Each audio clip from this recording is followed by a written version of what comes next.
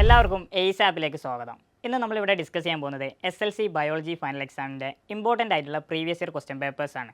ഇതിൻ്റെ സൊല്യൂഷൻസും നമ്മളിന്ന് ഡിസ്കസ് ചെയ്യും. ഓരോ സൊല്യൂഷനും നിങ്ങൾ പഠിക്കുന്നതിനോടൊപ്പം തന്നെ ആ ഭാഗത്ത് വരുന്ന പോർഷൻസ് നിങ്ങൾ കവർ ചെയ്യുകയാണെങ്കിൽ നിങ്ങൾക്കത് വളരെ യൂസ്ഫുൾ ആയിരിക്കും. അപ്പോൾ നമുക്ക് ഡയറക്റ്റായിട്ട് ഫസ്റ്റ് ക്വസ്റ്റ്യൻസിലേക്ക് കടക്കാം. ഇതെല്ലാം പ്രീവിയസ് ഇയർലി റിപ്പീറ്റഡ് ആയിട്ടുള്ള ക്വസ്റ്റ്യൻസ് ആണ്. അതുകൊണ്ട് തന്നെ വളരെ ഇമ്പോർട്ടൻ്റ് ആണ്. ആ ഒരു ഇമ്പോർട്ടൻസ് കൊടുത്തുകൊണ്ട് തന്നെ എല്ലാവരും ഈ ക്വസ്റ്റ്യൻസ് പഠിക്കുക. ആദ്യത്തെ ചോദ്യമാണ് complete the illustration according to the model. അപ്പോൾ നമുക്ക് താഴെ ഒരു മോഡൽ തന്നിട്ടുണ്ട്. ഫസ്റ്റത്തെയാണ് RNA എന്ന് തന്നിട്ട് റൈബോസ് ഷുഗർ തന്നിട്ടുണ്ട്. രണ്ടാമത് DNA എന്ന് തന്നിട്ട് നമുക്ക് ബ്ലാങ്ക് സ്പേസ് ആണ് കൊടുത്തിട്ടുള്ളത്. അപ്പോൾ സ്വാഭാവികമായിട്ടും ഇതൊരു റിലേഷൻ ചോദ്യമാണ്. അപ്പോൾ ഇതിൻ്റെ ആൻസർ DNAൻ്റെ ആൻസറിൽ ഷുഗർ ഏതാണെന്നുള്ളതാണ് ചോദിച്ചിട്ടുള്ളത്. അപ്പോൾ നമുക്ക് അതിൻ്റെ ഉത്തരം അറിയാം, ഡീഓക്സി റൈബോസ് ഷുഗർ എന്നാണ്. ഈ ഒരു ക്വസ്റ്റ്യൻ പഠിക്കുന്നതിനോടൊപ്പം തന്നെ നമുക്ക് വേറെ ഇതുമായി ബന്ധപ്പെട്ടുള്ള രണ്ട് കണക്റ്റിംഗ് പോയിന്റുകളും പഠിക്കാം. അപ്പോൾ RNA ആണെങ്കിൽ RNAക്ക് സിംഗിൾ സ്ട്രാൻഡ് ആണുള്ളത്. DNA ആണെങ്കിൽ ഡബിൾ സ്ട്രാൻഡഡ് ആണ്. അപ്പോൾ അതുപോലെയുള്ള കണക്റ്റിംഗ് പോയിന്റുകൾ എല്ലാവരും നോട്ട് ചെയ്ത് വെക്കുക.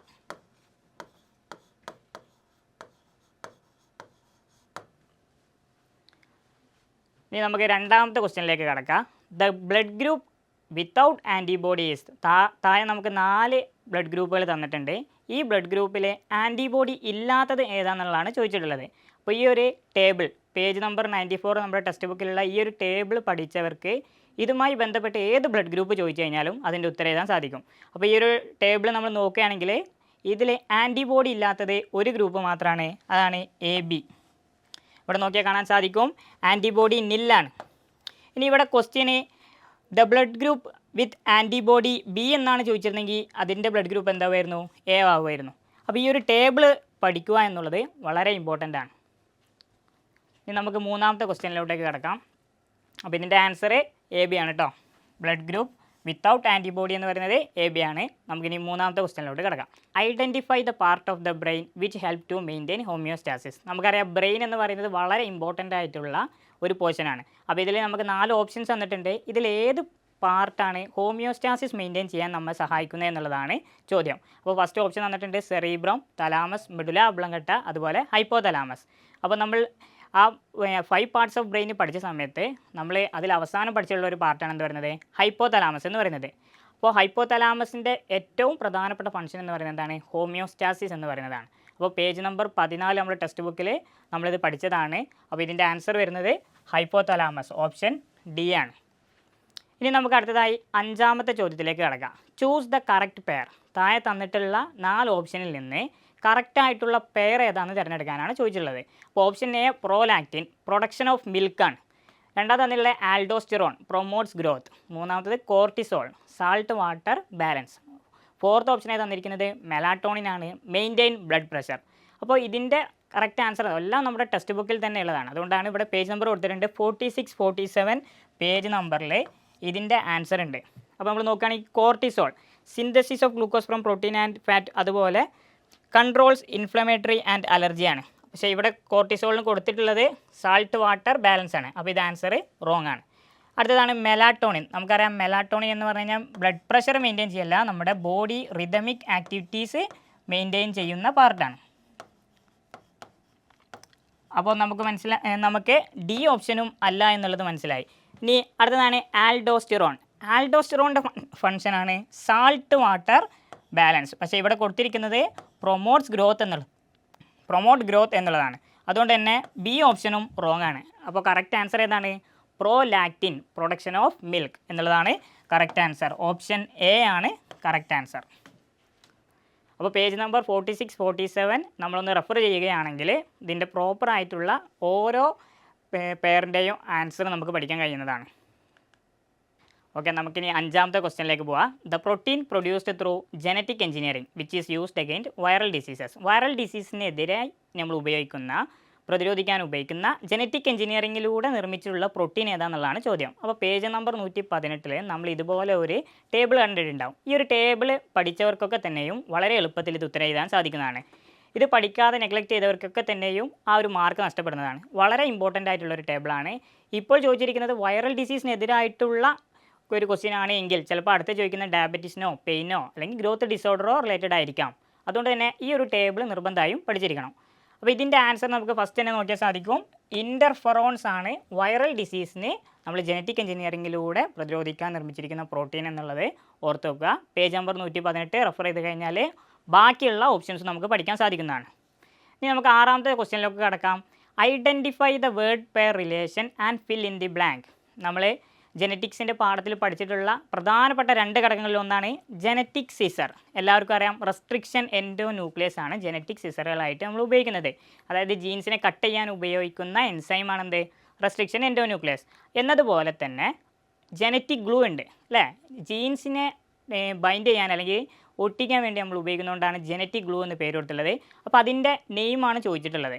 അപ്പോൾ ഇത് ഒരു റിലേഷൻ റിലേറ്റബിൾ ആയിട്ടുള്ള ക്വസ്റ്റ്യൻ ആണ്. അപ്പോൾ പേജ് നമ്പർ 114 ഇതുപോലൊരു ഗ്രീൻ ബോക്സ് നമ്മൾ ഫെമിലിയർ ആണ്.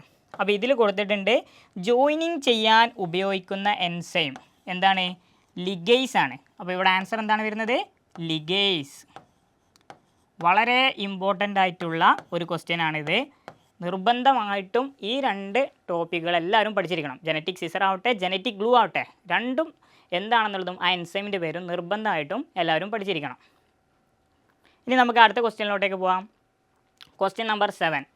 Which of the following statement is true about yellow spot. Yellow spot എന്ന് പറയുന്ന പാർട്ടിൽ ഈ താഴെ നൽകിയിരിക്കുന്ന സ്റ്റേറ്റ്മെൻറ്റിൽ ഏതൊക്കെയാണ് ശരി എന്നുള്ളതാണ് ചോദ്യം. ആദ്യമായിട്ട് നമുക്ക് നോക്കാം. There is no vision at this point. അതെന്തായാലും തെറ്റാണ്. യെല്ലോ സ്പോട്ടിലാണ് നമുക്കറിയാം മാക്സിമം വിഷൻ ഉള്ളത്. No vision at this point എന്ന് പറയുന്നത് ഏത് സ്പോട്ടാണ്, ബ്ലൈൻഡ് സ്പോട്ടാണ്. രണ്ടാമത്തെ ഓപ്ഷൻ നോക്കാം. Photo receptors are absent here. Photo receptors are absent here എന്ന് പറയുന്നതും നമ്മൾ പഠിച്ചിട്ടുണ്ട് ബ്ലൈൻഡ് സ്പോട്ടിൻ്റെ പോയിൻ്റാണ്. അപ്പോൾ ഇതുമല്ല അതിൻ്റെ ആൻസർ എന്നുള്ളത് നമുക്ക് മനസ്സിലായി. അടുത്ത് നോക്കാം. The optic nerve begins from this point. ഈ മൂന്നാമത് പറഞ്ഞിട്ടുള്ള ഒപ്റ്റിക് നെർവ് ഈ പോയിന്റിൽ നിന്നാണ് തുടങ്ങുന്നതെന്ന് പറഞ്ഞ പോയിന്റും ഓപ്ഷൻ സി ആയിട്ട് കൊടുത്തിരിക്കുന്നതും റോങ് ആണ്. ഇനി നാലാമത്തെ ഓപ്ഷനാണ് this is the point of maximum visual clarity. ഈ ഒരു പോയിൻ്റാണ് ഇതിൽ നമ്മുടെ യെല്ലോ സ്പോട്ടുമായിട്ട് ആ സ്റ്റേറ്റ്മെൻറ്റിനോട് യോജിക്കുന്നത്. അപ്പോൾ ഇവിടെ ആൻസർ ഏതാണ് വരുന്നത്, this is the point of maximum visual clarity. നമ്മൾ page number 23 different parts of eye എന്ന് പറയുന്ന പോർഷനിൽ യെല്ലോ സ്പോട്ടും ബ്ലൈൻഡ് സ്പോട്ടിനെ കുറിച്ചും നമുക്ക് ചെറിയൊരു പാരഗ്രാഫിൽ തരുന്നുണ്ട്. അതാണ് ഈ ഒരു പാർട്ടിൽ മെൻഷൻ ചെയ്തിട്ടുള്ളത്. അപ്പോൾ ഇതിൽ നോക്കിയാൽ തന്നെ ഇതിലുള്ള ആദ്യത്തെ 3 ഓപ്ഷൻസും ബ്ലൈൻഡ് സ്പോട്ടിൽ വരുന്നതാണ്. ഇതിൽ ഒരൊറ്റ വിഷ്വൽ ക്ലാരിറ്റി മാക്സിമം തരുന്നത് മാത്രമേ ഇതിൽ വരുന്നുള്ളൂ, യെല്ലോ സ്പോട്ടിൽ വരുന്നുള്ളൂ. അതുകൊണ്ട് തന്നെ അതിൻ്റെ ആൻസർ ഏതാണെന്ന് നമുക്ക് മനസ്സിലായിട്ടുണ്ട്. അപ്പോൾ ഓപ്ഷൻ ഡി ആണ് ഇതിൻ്റെ ആൻസർ. ഇനി നമുക്ക് 8ാമത്തെ ക്വസ്റ്റ്യനിലേക്ക് കടക്കാം. Which is known as youth hormone. യുവത്വ ഹോർമോൺ എന്നറിയപ്പെടുന്ന ഹോർമോൺ താഴെ നൽകിയിരിക്കുന്ന 4 ഓപ്ഷനിൽ നിന്ന് ഏതാണെന്നുള്ളതാണ് ചോദ്യം. അപ്പോൾ നമ്മളെല്ലാവരും ഫെമിലിയർ ആയിട്ടുള്ള ഒരു പിക്ചറാണ് തൈമസ് ഗ്ലാൻഡിൻ്റെ അല്ലേ. ഈ തൈമസ് ഗ്ലാൻഡ് പ്രൊഡ്യൂസ് ചെയ്യുന്ന ഒരു ഹോർമോണാണ് ഇത് തൈമോസിൻ. ഈ തൈമോസിൻ എന്ന് പറയുന്ന ഹോർമോണിനാണ് നമ്മൾ എന്ത് പേര് പറയുക, യൂത്ത് ഹോർമോൺ എന്ന് പറയാം. അതുകൊണ്ട് തന്നെ ഇതിൽ ആൻസർ ഓപ്ഷൻ ബി ആണ്. ആൻസർ ഓപ്ഷൻ ബി ആണ്. അപ്പോൾ അതെല്ലാവരും ഓർത്ത് വെക്കുക, യൂത്ത് ഹോർമോൺ എന്ന് പറയുന്നത് തൈമോസിനാണ്. ഇനി നമുക്ക് 9ാമത്തെ ക്വസ്റ്റ്യനിലേക്ക് കടക്കാം. Identify the protozoal disease. അപ്പോൾ നമുക്ക് 4 ഓപ്ഷൻസ് തന്നിട്ടുണ്ട്. വളരെ സിമ്പിളായിട്ടുള്ള ചോദ്യമാണ്. Option A malaria, option B AIDS, option C rat fever, option D Nipah. നമുക്കറിയാം നിപ്പ എന്ന് പറയുന്നത് എന്താണ്, ഒരു വൈറൽ ഡിസീസാണ്, വൈറസ് ഡിസീസാണ്. റാറ്റ് ഫീവർ എന്ന് പറയുന്നതാവട്ടെ ഒരു ബാക്ടീരിയൽ ഡിസീസാണ്. എയ്ഡ്സ് വീണ്ടും ഒരു വൈറസ് ഡിസീസാണ്. അപ്പോൾ നമുക്ക് ഓപ്ഷൻസ് അവസാനം ബാക്കിയുള്ളത് ആരാണ്, ഓപ്ഷൻ എ മലേറിയ. അപ്പോൾ ഇതിൻ്റെ റൈറ്റ് ആൻസർ മലേറിയ ആണ്. Page number 65 diseases caused by പ്രോട്ടോസോയിൽ നമുക്ക് ആകെ പറയുന്നത് ഏതാണ്, മലേറിയ എന്ന് പറയുന്ന ഡിസീസാണ് എക്സാമ്പിളായിട്ട് തന്നിട്ടുള്ളത്. അപ്പോൾ ആൻസർ ഓപ്ഷൻ എ മലേറിയ ആണ്.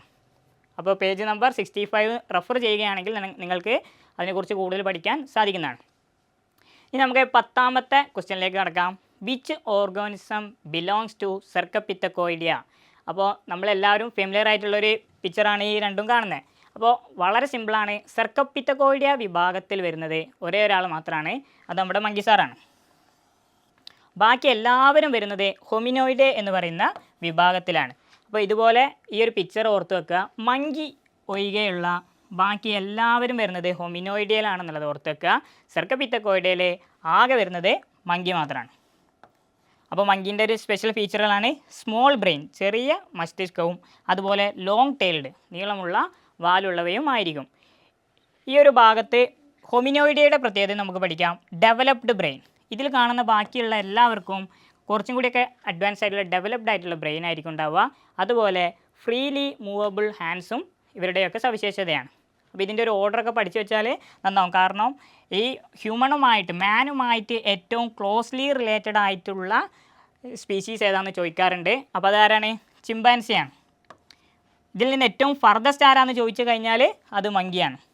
അപ്പോൾ ഹൊമിനോയിഡയിൽ നിന്ന് ഏറ്റവും ഫർദസ്റ്റ് ആരാന്ന് ചോദിച്ചു കഴിഞ്ഞാൽ ഗിബ്ബണാണ്. അപ്പോൾ ആ ഒരു ഓർഡർ പഠിച്ചു വെക്കുകയാണെങ്കിൽ നിങ്ങൾക്ക് മറ്റു ചില ചോദ്യങ്ങൾക്കും ഉത്തരം എഴുതാൻ സാധിക്കും. ആന്ത്രോപോയിഡേ എന്ന് പറയുന്ന കാറ്റഗറിയെ ക്ലാസിഫൈ ചെയ്തിട്ടുള്ളതാണ് സർക്കപീത്തക്കോയിഡേയും അതുപോലെ ഹൊമിനോയിഡേയും. അപ്പോൾ ഈ ഒരു പിക്ചർ വളരെ ഇമ്പോർട്ടൻ്റ് ആണ്.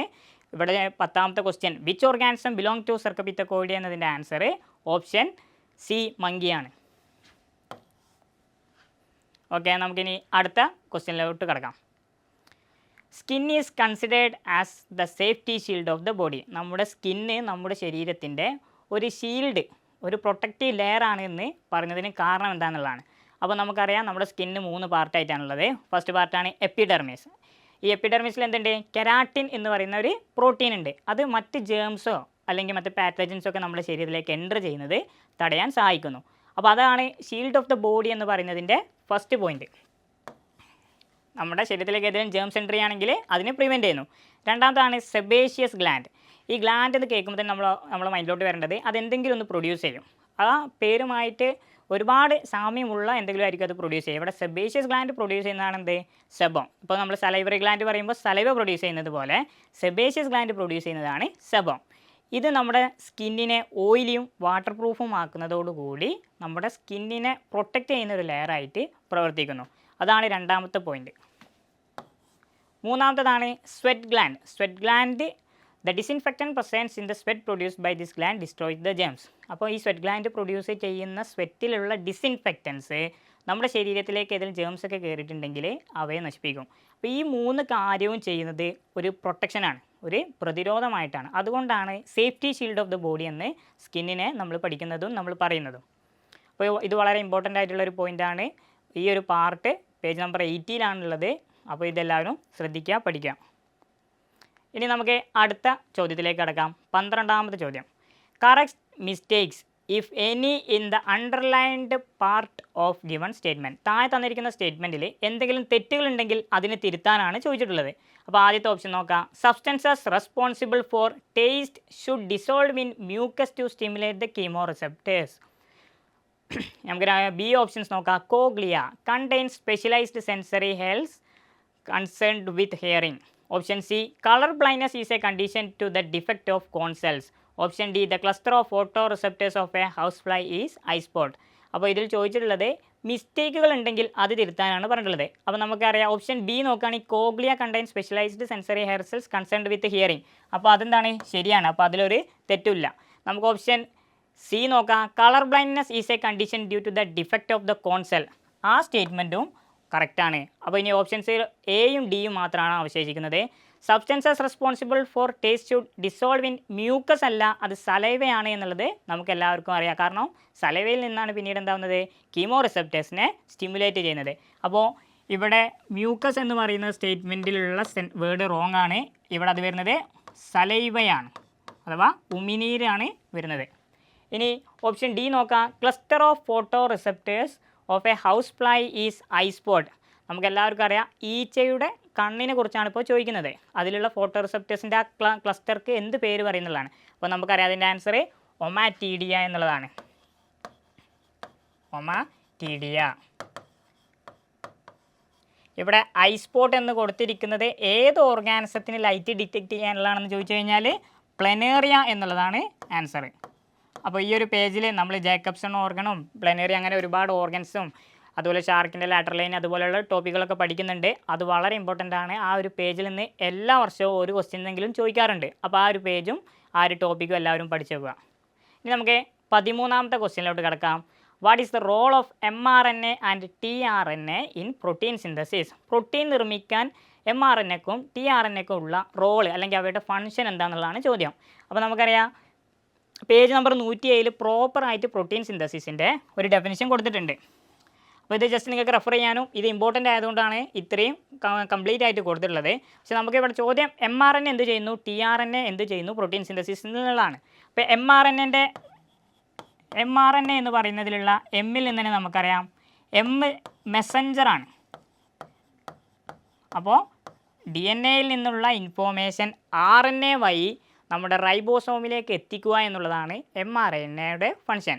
tRNA-യുടെ ഫങ്ഷൻ, ടി എന്ന് റെപ്രസെൻ്റ് ചെയ്യുന്ന എന്തിനാണ്? ട്രാൻസ്ഫർ RNA എന്നാണ് പറയുക. mRNA മെസ്സഞ്ചർ RNA ആണെങ്കിൽ tRNA ട്രാൻസ്ഫർ RNA ആണ്.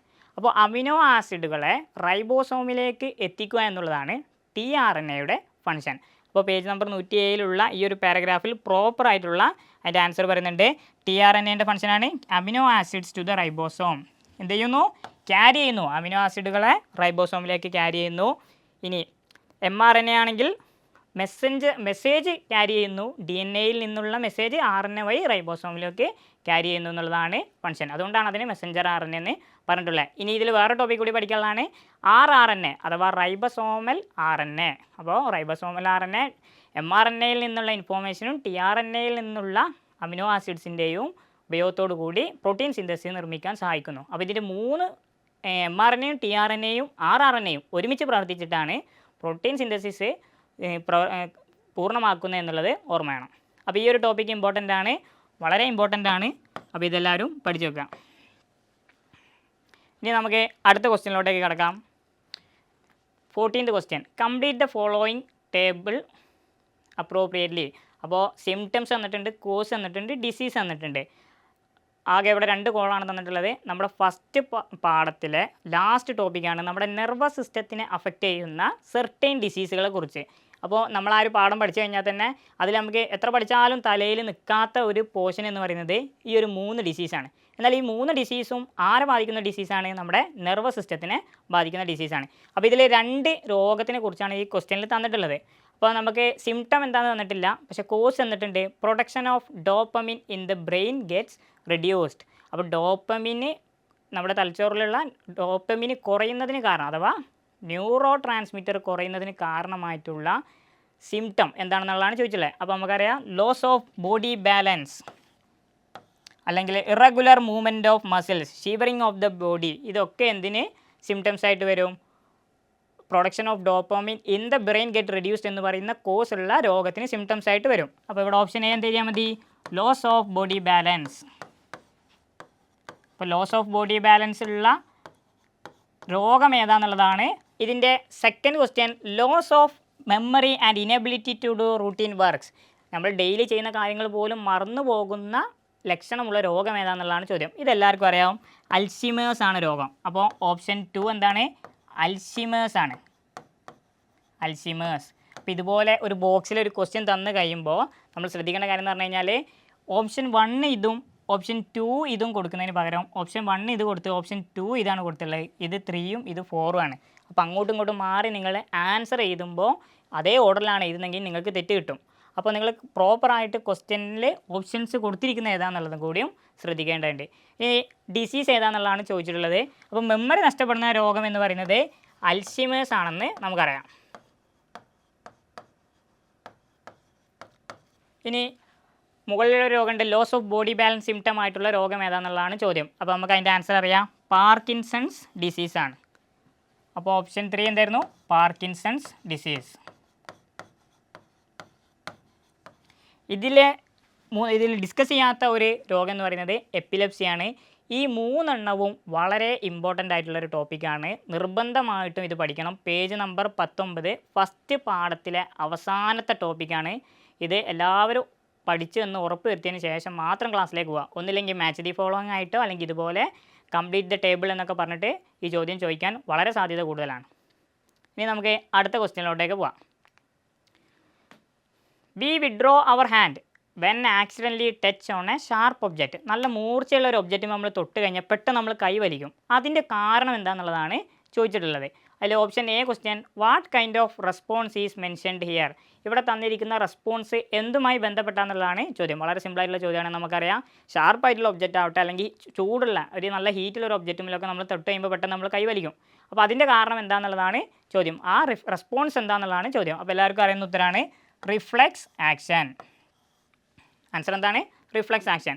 ഇനി ബി ക്വസ്റ്റ്യൻ നമ്മൾ ശ്രദ്ധിക്കുക, name 2 type of such responses. അതുപോലെയുള്ള റെസ്പോൺസുകൾക്ക് 2 ഉദാഹരണങ്ങൾ എഴുതാനാണ് ചോദിച്ചിട്ടുള്ളത്. അപ്പോൾ നമുക്കറിയാം 2 തരം റിഫ്ലക്സുകൾ നമ്മൾ പഠിച്ചിട്ടുണ്ട്. ഒന്ന് സ്പൈനൽ റിഫ്ലക്സ്, രണ്ടാമതാണ് സെറീബ്രൽ റിഫ്ലക്സ്. ഇപ്പോൾ നമ്മൾ കൈ വലിച്ചത് അല്ലെങ്കിൽ നമ്മുടെ ബോഡി ആക്ടിവിറ്റീസിലൊക്കെ നടക്കുന്നതൊക്കെ എന്ത് റിഫ്ലക്സിൽ വരും? സ്പൈനൽ റിഫ്ലക്സിൽ വരും. ഇനി സെറീബ്രൽ റിഫ്ലക്സ്, നമ്മൾ ചിലപ്പോൾ നല്ല ലൈറ്റൊക്കെ വരുമ്പോൾ നമ്മൾ കണ്ണ് ബ്ലിങ്ക് ചെയ്യും അല്ലേ? നമ്മുടെ കണ്ണ് ബ്ലിങ്ക് ചെയ്യുന്ന സമയത്ത് ഉണ്ടാകുന്ന റിഫ്ലക്സൊക്കെ ആര് ജനറേറ്റ് ചെയ്യുന്നതാണ്? സെറീബ്രം ജനറേറ്റ് ചെയ്യുന്നതാണ്. അതുകൊണ്ടാണ് ഇതിനെന്ത് പേര് പറയുന്നത്? സെറീബ്രൽ റിഫ്ലക്സ് എന്ന് പറയുന്നത്. അപ്പോൾ സംഭവം സിമ്പിളായിട്ടുള്ളൊരു ക്വസ്റ്റ്യൻ ആണ്, എങ്കിൽ കൂടി ശ്രദ്ധിക്കണം. നമുക്കിനി അടുത്ത ക്വസ്റ്റ്യനിലേക്ക് പോവാം. Question number 16. An illustration related to chemical evolution is given below. Complete it appropriately. നമ്മുടെ ഏറ്റവും അവസാനത്തെ പാഠത്തിലുള്ള, നമുക്ക് എത്ര പറഞ്ഞാലും എത്ര ടീച്ചർമാർ ക്ലാസ് എടുത്താലും കുറച്ച് കൺഫ്യൂസിങ് ആവുന്ന, പെട്ടെന്ന് വിശ്വസിക്കാൻ പറ്റാത്തൊരു ടോപ്പിക്കാണ് കെമിക്കൽ ഇവല്യൂഷൻ തിയറി അല്ലേ? അപ്പോൾ ആ കെമിക്കൽ ഇവല്യൂഷൻ തിയറിയിലുള്ള 2 ഓപ്ഷൻസ് ഫില്ല് ചെയ്യാൻ, 3 ഓപ്ഷൻസ് ഫില്ല് ചെയ്യാനുള്ള ഒരു ചോദ്യമാണ് തന്നുള്ളത്. സിമ്പിൾ ഓർഗാനിക് മോളിക്യൂളും കോംപ്ലക്സ് ഓർഗാനിക് മോളിക്യൂളും നമുക്ക് ഹെഡിങ് തന്നിട്ട് അതിൻ്റെ എക്സാമ്പിൾസ് താഴെ എഴുതാനാണ് തന്നിട്ടുള്ളത്. അപ്പോൾ ആ പേജ് നമ്പർ 124 ഈ ഒരു പാർട്ട് നമ്മളെല്ലാവരും ഫെമിലിയറാണ്. ഇതിൽ സിമ്പിൾ ഓർഗാനിക് മോളിക്യൂൾസിലുള്ള മോണോസാക്രൈഡ് നമ്മുടെ ക്വസ്റ്റ്യനിൽ ഓൾറെഡി തന്നിട്ടുണ്ട്. ഇത് കൂടാതെ മറ്റൊരു എക്സാമ്പിൾ എഴുതാനാണ് ചോദിച്ചിട്ടുള്ളത്. അപ്പോൾ നമുക്കവിടെ ഒരുപാട് എക്സാമ്പിൾസ് ഉണ്ട്, ഇതിലേത് വേണമെങ്കിലും എഴുതാം. അപ്പോൾ നമ്മൾ ഏറ്റവും പ്രധാനപ്പെട്ടതാണ് അമിനോ ആസിഡ്സ്. അപ്പോൾ അമിനോ ആസിഡ്സ് ആണെന്നുള്ളത് എഴുതി വെക്കുക. ഇനി കോംപ്ലക്സ് ആയിട്ടുള്ള ഓർഗാനിക് മോളിക്യൂൾസിന് ഉദാഹരണമായിട്ട് പോളിസാക്രൈഡ് തന്നിട്ടുണ്ട്. അതുപോലെ മറ്റൊരു എക്സാമ്പിൾ എഴുതാനാണ് അവിടെ ചോദിച്ചിട്ടുള്ളത്. അപ്പോൾ നമുക്ക് പ്രോട്ടീനോ അല്ലെങ്കിൽ ഇവിടെ താഴെ തന്നിട്ടുള്ള ഓപ്ഷൻസ് ഏത് വേണമെങ്കിലും എഴുതാം. നിങ്ങൾക്ക് മിനിമം ഒരു 2 3 എഴുതി വെക്കുക. എല്ലാം അറിയാമെങ്കിൽ എല്ലാം എഴുതി വെക്കുക. ഇനി അതിൽ മൂന്നാമതുണ്ട്, ഈ കാണുന്ന സിമ്പിൾ ഓർഗാനിക് മോളിക്യൂൾസും കോംപ്ലക്സ് ഓർഗാനിക് മോളിക്യൂൾസും കൂടി ചേർന്നുണ്ടാകുന്നതാണ് ന്യൂക്ലിക് ആസിഡും ലിപ്പിഡ് ലെയറും. അപ്പോൾ ഈ ന്യൂക്ലിക് ആസിഡും ലിപ്പിഡ് ലെയറും കമ്പൈൻ ചെയ്തിട്ട് പിന്നീട് എന്താണ് രൂപപ്പെടുന്നത് എന്നുള്ളതാണ് ചോദ്യം. നമുക്കറിയാം ഇവിടെ രൂപപ്പെടുന്നതാണ് ആദ്യത്തെ സെല്ല് അഥവാ പ്രിമിറ്റീവ് സെല്ലാണ് ഇവിടെ രൂപപ്പെടുന്നത്. ഈ ഒരു സെല്ലിൽ നിന്നാണ് പിന്നീട് ലൈഫ് ഒറിജിനേറ്റ് ചെയ്യുന്നത് എന്നുള്ളതാണ് നമ്മുടെ തിയറിയിൽ പറയുന്നത്. അപ്പോൾ ഈ ഒരു പോർഷൻ പേജ് നമ്പർ 124 ഈ സിമ്പിൾ ഓർഗാനിക് മോളിക്യൂൾസിൻ്റെയും കോംപ്ലക്സ് ഓർഗാനിക് മോളിക്യൂൾസിൻ്റെയും ഒക്കെ എക്സാമ്പിൾസ് നിർബന്ധമായിട്ടും പഠിച്ചു വെക്കണം. അതുപോലെ ഇവ പ്രിമിറ്റീവ് സെല്ല് രൂപപ്പെടാൻ കാരണമായി എന്നുള്ളതും പഠിച്ചു വെക്കണം. അതേപോലെ ആദ്യകാലത്ത് ഉണ്ടായിരുന്ന എനർജി റിസോഴ്സസുകൾ ഏതാണെന്നും പ്രിമിറ്റീവ് എർത്തിലുണ്ടായിരുന്ന അറ്റ്മോസ്ഫിയറിക് ഗ്യാസസ് ഏതാണെന്നൊക്കെ ചോദിക്കാൻ നല്ല സാധ്യതയുണ്ട്. അപ്പോൾ പേജ് നമ്പർ 124 വളരെ ഇമ്പോർട്ടൻ്റ് ആണ്. കെമിക്കൽ ഇവല്യൂഷൻ തിയറി വളരെ ഇമ്പോർട്ടൻ്റ് ആണ്. അപ്പോൾ അതെല്ലാവരും നിർബന്ധമായും പഠിച്ചു വെക്കുക. ഇനി നമുക്ക് അടുത്ത ക്വസ്റ്റ്യനിലോട്ട് കിടക്കാം. Question number 17. Name the secretions which defend pathogens in the following body part. അപ്പോൾ താഴെ 4 ഓപ്ഷൻസ് തന്നിട്ടുണ്ട്. ഈ 4 ഓപ്ഷൻസിൽ ആ ബോഡി പാർട്ട് സെക്രീറ്റ് ചെയ്യുന്ന സെക്രീഷൻ്റെ പേരാണ് ചോദിച്ചിട്ടുള്ളത്. അപ്പോൾ ഈ ഒരു പിക്ചർ നമ്മളെല്ലാവരും കണ്ടിട്ടുണ്ടാവും, പക്ഷേ നമ്മൾ സ്വാഭാവികമായിട്ടും നെഗ്ലക്റ്റ് ചെയ്ത് പോകാൻ സാധ്യതയുള്ളൊരു പിക്ചറാണ് ഈ കാണുന്നത് അല്ലേ? അപ്പോൾ അതിൽ തന്നെ ഫസ്റ്റ് നോക്കാം, ഇയർ. നമ്മുടെ ഇയറിൽ ഉണ്ടാകുന്ന സെക്രീഷൻ ഏതാണെന്നുള്ളതാണ് ചോദ്യം. ഈ ഒരു പിക്ചർ ഒരൊറ്റ വട്ടം ഒരാൾ വായിച്ചിട്ടുണ്ടെങ്കിൽ ഈ ഓപ്ഷൻ വളരെ സിമ്പിളായിട്ട് ഈ ഓപ്ഷൻസിനൊക്കെ തന്നെ ആൻസർ ചെയ്താൻ പറ്റും. എന്താണ്? ഇയറിൽ നിന്നുണ്ടാകുന്ന സെക്രീഷനാണ് ഇയർ വാക്സ്. അപ്പോൾ ഓപ്ഷൻ എൻ്റെ ആൻസർ നമുക്ക് കിട്ടി. ഇനി രണ്ടാമത്തെ നോക്കാം, സ്റ്റൊമക്ക്. ഇത് പിന്നെ എല്ലാവർക്കും അറിയാം, നമ്മുടെ സ്റ്റൊമക്കിൽ ഉള്ള സെക്രീഷൻ എന്ന് പറയുന്നത് ഹൈഡ്രോക്ലോറിക് ആസിഡാണ്, HCl. അപ്പോൾ സ്റ്റൊമക്കിൽ HCl ആണുള്ളത്. അപ്പോൾ ഈ നമ്മൾ താഴെ തന്നിട്ടുള്ള ഫിഗറിൽ അത് ഉണ്ട്, HCl എന്ന് കൊടുത്തിട്ടുണ്ട്. ഇനി മൂന്നാമത്തെ ഓപ്ഷൻ നോക്കാം, ട്രക്കിയ സെക്രീറ്റ് ചെയ്യുന്ന സെക്രീഷൻ ഏതാണെന്നുള്ളതാണ് ചോദിച്ചിട്ടുള്ളത്. ട്രക്കിയ എന്താണ് സെക്രീറ്റ് ചെയ്യുന്നത്? ഈ ഒരു പാർട്ടിലായിട്ട് കൊടുത്തിട്ടുണ്ട്. മ്യൂക്കസ് ആണ് സെക്രീറ്റ് ചെയ്യുന്നത്. അപ്പോൾ ഇവിടെ മ്യൂക്കസ് എന്നുള്ള ആൻസർ ഓർത്തുക. അപ്പോൾ ഇതിൽ 4 ഓപ്ഷൻസ് ചോദിച്ചു. ഈ 4 ഓപ്ഷൻസ് മാത്രം പഠിച്ചാൽ പോരാ, ഇതിൽ അടുത്ത എക്സാമിന് ചിലപ്പോൾ ചോദിക്കുക ഇതിലുള്ള മറ്റ് ഓപ്ഷൻസ് ആയിരിക്കും. അപ്പോൾ ഈ ഒരു എല്ലാ പാർട്ടും അതിൻ്റെ സെക്രീഷൻസും നമ്മൾ ഈ ഒരു സമയത്ത് പഠിച്ചു വെക്കുക. അപ്പോൾ ear wax, trachea, mucus, stomach, HCl, urinary tract. ഇവിടെ നമ്മൾ ഏറ്റവും ലാസ്റ്റ് കൊടുത്തിട്ടുണ്ട് ലൈസോസൈം എന്ന് പറയുന്ന സെക്രീഷനാണ് നമ്മുടെ യൂറിനറി ട്രാക്ട് സെക്രീറ്റ് ചെയ്യുന്നത് ഓർത്തുക. അപ്പോൾ ലൈസോസൈം.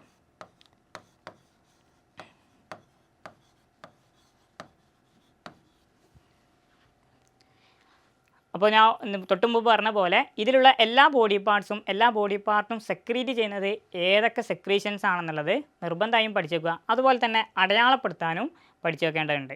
ഇനി നമുക്ക് 18ാമത്തെ ക്വസ്റ്റ്യനിലോട്ടേക്ക് കിടക്കാം. Complete column B of given table using suitable functions. അപ്പോൾ സ്യൂട്ടബിൾ ഫങ്ഷൻ താഴെ നമുക്ക് തന്നിരിക്കുന്നുണ്ട് പ്ലാന്റ് ഹോർമോൺസും ഇപ്പോൾ തന്നെ ഫങ്ഷൻസും തന്നിട്ടുണ്ട്. അപ്പോൾ ഇതിൻ്റെ ഓരോന്നിൻ്റെയും ഫങ്ഷൻസ് ആണ് നമ്മളോട് ചോദിച്ചിട്ടുള്ളത്. അപ്പോൾ നമ്മുടെ പേജ് നമ്പർ 52 പ്ലാന്റ് ഹോർമോൺസ് പറഞ്ഞിട്ട് നല്ല കളർഫുൾ ആയിട്ടുള്ള ഒരു പിക്ചറിലൂടെ ഒക്കെ റെപ്രസെൻറ്റ് ചെയ്തിട്ടുള്ള ഒരു പാർട്ടുണ്ട്. അപ്പോൾ ആ പാർട്ടിൽ ആ പേജ് നമ്പർ 52 ഒരാൾ തറവായിട്ട് വായിച്ചിട്ടുണ്ടെങ്കിൽ സുഖമായിട്ട് എഴുതാൻ പറ്റിയൊരു ചോദ്യമാണ് ഈ കാണുന്നത്. ഫസ്റ്റ് നോക്കാം, ഗ്ലിബറലിൻ എങ്ങനെയാണ്, എന്താണ് അതിൻ്റെ ഫങ്ഷൻ എന്നുള്ളതാണ് ചോദ്യം. എന്താണ് അതിൻ്റെ ഫങ്ഷൻ? സ്പ്രൗട്ടിംഗ് ഓഫ് ലീവ്സ്, പുതിയ ഇലകളെ രൂപപ്പെടാനൊക്കെ സഹായിക്കുന്നു എന്നുള്ളതാണ് ഗ്ലിബറലിൻ്റെ ഫങ്ഷൻ. രണ്ടാമതാണ് ഓക്സിൻസ്. നമുക്കറിയാം പഴങ്ങൾ ഫോം ചെയ്യാൻ, ഫ്രൂട്ട്സിൻ്റെ ഫോർമേഷന് സഹായിക്കുന്ന ഒരു ഹോർമോണാണ് പ്ലാന്റിൻ്റെ ഓക്സിൻ എന്ന് പറയുന്നത്. അപ്പോൾ ആ പോയിൻറ്റും നോട്ട് ചെയ്ത് വെക്കുക. അതുപോലെ അബ്സിസിക് ആസിഡ്, എംബ്രിയോയുടെ ഡോർമെൻസിക്ക് സഹായിക്കുന്ന ഫങ്ഷൻ ചെയ്യുന്ന ഹോർമോണാണ് അബ്സിസിക് ആസിഡ്, അതോർത്ത് വെക്കുക. അതുപോലെ പഴുത്ത ഇലകളുടെയും പഴങ്ങളുടെയും കൊയ്യൽ അതിനും സഹായിക്കുന്നത്, കൊഴിഞ്ഞു പോകാനൊക്കെ സഹായിക്കുന്നത്, വിൽറ്റിങ്ങിനൊക്കെ സഹായിക്കുന്ന ആരാണ്? അബ്സിസിക് ആസിഡ് ആണെന്നുള്ളത് ഓർത്തുവെക്കുക. ഇനി നാലാമത്തെ ചോദ്യമാണ് എത്തിലീൻ. അവിടുത്തെ ഓപ്ഷൻസ് തന്നിട്ടുള്ള അബ്സിസിക് ആസിഡ് ആൻഡ് എത്തിലീൻ ആണ്. അപ്പോൾ എന്താണ് രണ്ടിൻ്റെയും ഫങ്ഷൻ, പ്രധാനമായിട്ടും രണ്ടിൻ്റെയും ഫങ്ഷൻ എന്ന് പറയുന്നത് എന്താണ്? Dropping of leaves and fruits, ഇലകളും പഴങ്ങളും കൊഴിഞ്ഞു പോകാൻ സഹായിക്കുക എന്നുള്ളതാണ് ഈ ഹോർമോണിൻ്റെ ഫങ്ഷൻ. അപ്പോൾ പ്ലാന്റ് ഹോർമോണിൻ്റെ ഈ ഫങ്ഷൻസ് ഒക്കെ തന്നെയും പഠിച്ചേക്കുക. ഇതിൽ ഒരാൾ മിസ്സിംഗ് ആണ്, അതാണ് സൈറ്റോകിൻ അല്ലേ. അപ്പോൾ എന്താണ്? സെൽ ഡിഫറൻഷിയേഷന് സഹായിക്കുന്നു എന്നുള്ളതാണ് ആ പ്ലാന്റ് ഹോർമോണിൻ്റെ ഫങ്ഷൻ. അപ്പോൾ ആ അഞ്ചാമത്തെ ഹോർമോണിൻ്റെ ഫങ്ഷനും കൂടി പഠിച്ചേക്കുക. പേജ് നമ്പർ 52 ഇതുവരെ ആരെങ്കിലും നോക്കിയിട്ടില്ല എന്നുണ്ടെങ്കിൽ നിർബന്ധമായിട്ടും ഈ ഒരു പോർഷൻ നോക്കേണ്ടതാണ്. ഇനി നമുക്ക് അടുത്ത ടോപ്പിക്കിലോട്ട് പോവാം, അടുത്ത ക്വസ്റ്റ്യനിലോട്ട് പോവാം. Question number 19. Write any 2 uses of DNA finger printing technology. ഏതെങ്കിലും 2 ഉപയോഗം എഴുതിയാൽ മതി നമ്മുടെ DNA ഫിംഗർ പ്രിൻറ്റിംഗ് ടെക്നോളജി ഉപയോഗിച്ചുള്ളത്. അപ്പോൾ നമുക്കറിയാം DNA ഫിംഗർ പ്രിൻറ്റിംഗ് ടെക്നോളജി ഉപയോഗിച്ചുകൊണ്ട് നമുക്ക് ഹെറിഡിറ്ററി ആസ്പെക്ട്സ്, നമ്മുടെ ഹെറിഡിറ്ററി ക്യാരക്ടറിസ്റ്റിക്സ് ഒക്കെ ടെസ്റ്റ് ചെയ്യാൻ പറ്റും. അത് നമ്മൾ ജസ്റ്റ് DNA ടെസ്റ്റ് ചെയ്ത് കഴിഞ്ഞാൽ നമ്മുടെ ഹെറിഡിറ്ററി ക്യാരക്ടറിസ്റ്റിക്സും അതുപോലെ നമ്മുടെ ഹെറിഡിറ്ററി ട്രീറ്റ്സും കാര്യങ്ങളൊക്കെ നമുക്ക് ഐഡൻറ്റിഫൈ ചെയ്യാൻ പറ്റും. രണ്ടാമതാണ് വളരെ ഈസി ആയിട്ട് ഓർക്കാൻ പറ്റുന്നൊരു ആൻസറാണ് identify real parents in case of parental dispute. ഒരു പാരൻ്റൽ ഡിസ്പ്യൂട്ട് ഉണ്ടാകുമ്പോൾ കുട്ടിയുടെ യഥാർത്ഥ പാരൻറ്റിനെ തിരിച്ചറിയാൻ നമുക്ക് എന്ത് ഉപയോഗിക്കാം? DNA ടെസ്റ്റിങ് ഉപയോഗിക്കാവുന്നതാണ്. മൂന്നാമത്തതാണ് ഇപ്പോൾ ചിലപ്പോൾ യുദ്ധങ്ങളുണ്ടാകും അല്ലെങ്കിൽ നാച്ചുറൽ കലാമിറ്റി ഒക്കെ ഉണ്ടാകുമ്പോൾ ഒരുപാട് ആളുകൾ നഷ്ടപ്പെട്ടു പോകും. അപ്പോൾ ഒരുപാട് വർഷങ്ങൾക്ക് ശേഷമായിരിക്കും നമ്മൾ അവരെ തിരിച്ച് ചിലപ്പോൾ കണ്ടെത്തുക, അല്ലെങ്കിൽ അവരുടെ ബോഡി ഒരുപാട് വർഷങ്ങൾക്ക് ശേഷമൊക്കെ ആയിരിക്കും നമുക്ക് കിട്ടുക. ആ സമയത്ത് ആ ആളുകളെ തിരിച്ചറിയാൻ ഇവരുടെ DNA ടെസ്റ്റ് ചെയ്ത് കഴിഞ്ഞാൽ നമുക്ക് സാധിക്കുന്നതാണ്. ഇനി ഏറ്റവും വളരെ ഈസി ആയിട്ട് ഓർത്ത് വെക്കാൻ പറ്റുന്ന ഒന്നാണ് കുറ്റകൃത്യം ചെയ്തവരെ കണ്ടുപിടിക്കാൻ സാധിക്കുന്നത് DNA ടെസ്റ്റിങ്ങിലൂടെയാണ്, അല്ലെങ്കിൽ DNA ഫിംഗർ പ്രിൻറ്റിംഗ് ടെസ്റ്റിലൂടെ. നമുക്കറിയാവുന്നതാണ്, നമ്മൾ പത്രങ്ങളിലും ടി വിയിലൊക്കെ കാണുന്നതാണ്, കുറ്റവാളികളെ അല്ലെങ്കിൽ കുറ്റകൃത്യം ചെയ്ത ആളുകളെ DNA ടെസ്റ്റിങ്ങിലൂടെ ഐഡൻറ്റിഫൈ ചെയ്തു എന്ന് പറയുന്നത്. അപ്പോൾ ഇവയൊക്കെയാണ് DNA ഫിംഗർ പ്രിൻറ്റിംഗ് ടെക്നോളജിയുടെ പ്രധാനപ്പെട്ട ഉപയോഗങ്ങൾ. അപ്പോൾ ഇതിൽ ആകെ 2 ചോദിച്ചിട്ടുള്ളൂ, നമ്മളിവിടെ 4 ഡിസ്കസ് ചെയ്തിട്ടുണ്ട്. അപ്പോൾ ഇതിൽ നിങ്ങൾക്ക് പഠിക്കാൻ എളുപ്പമുള്ള നോക്കിയിട്ട് ഒരു 2-3 എന്തായാലും ഓർത്ത് വെക്കാം. ഇനി നമുക്ക് അടുത്ത ക്വസ്റ്റ്യനിലേക്ക് പോകാം. Question number 20. Complete the table including the name of endocrine gland and their hormones responsible for the balance of calcium level in blood.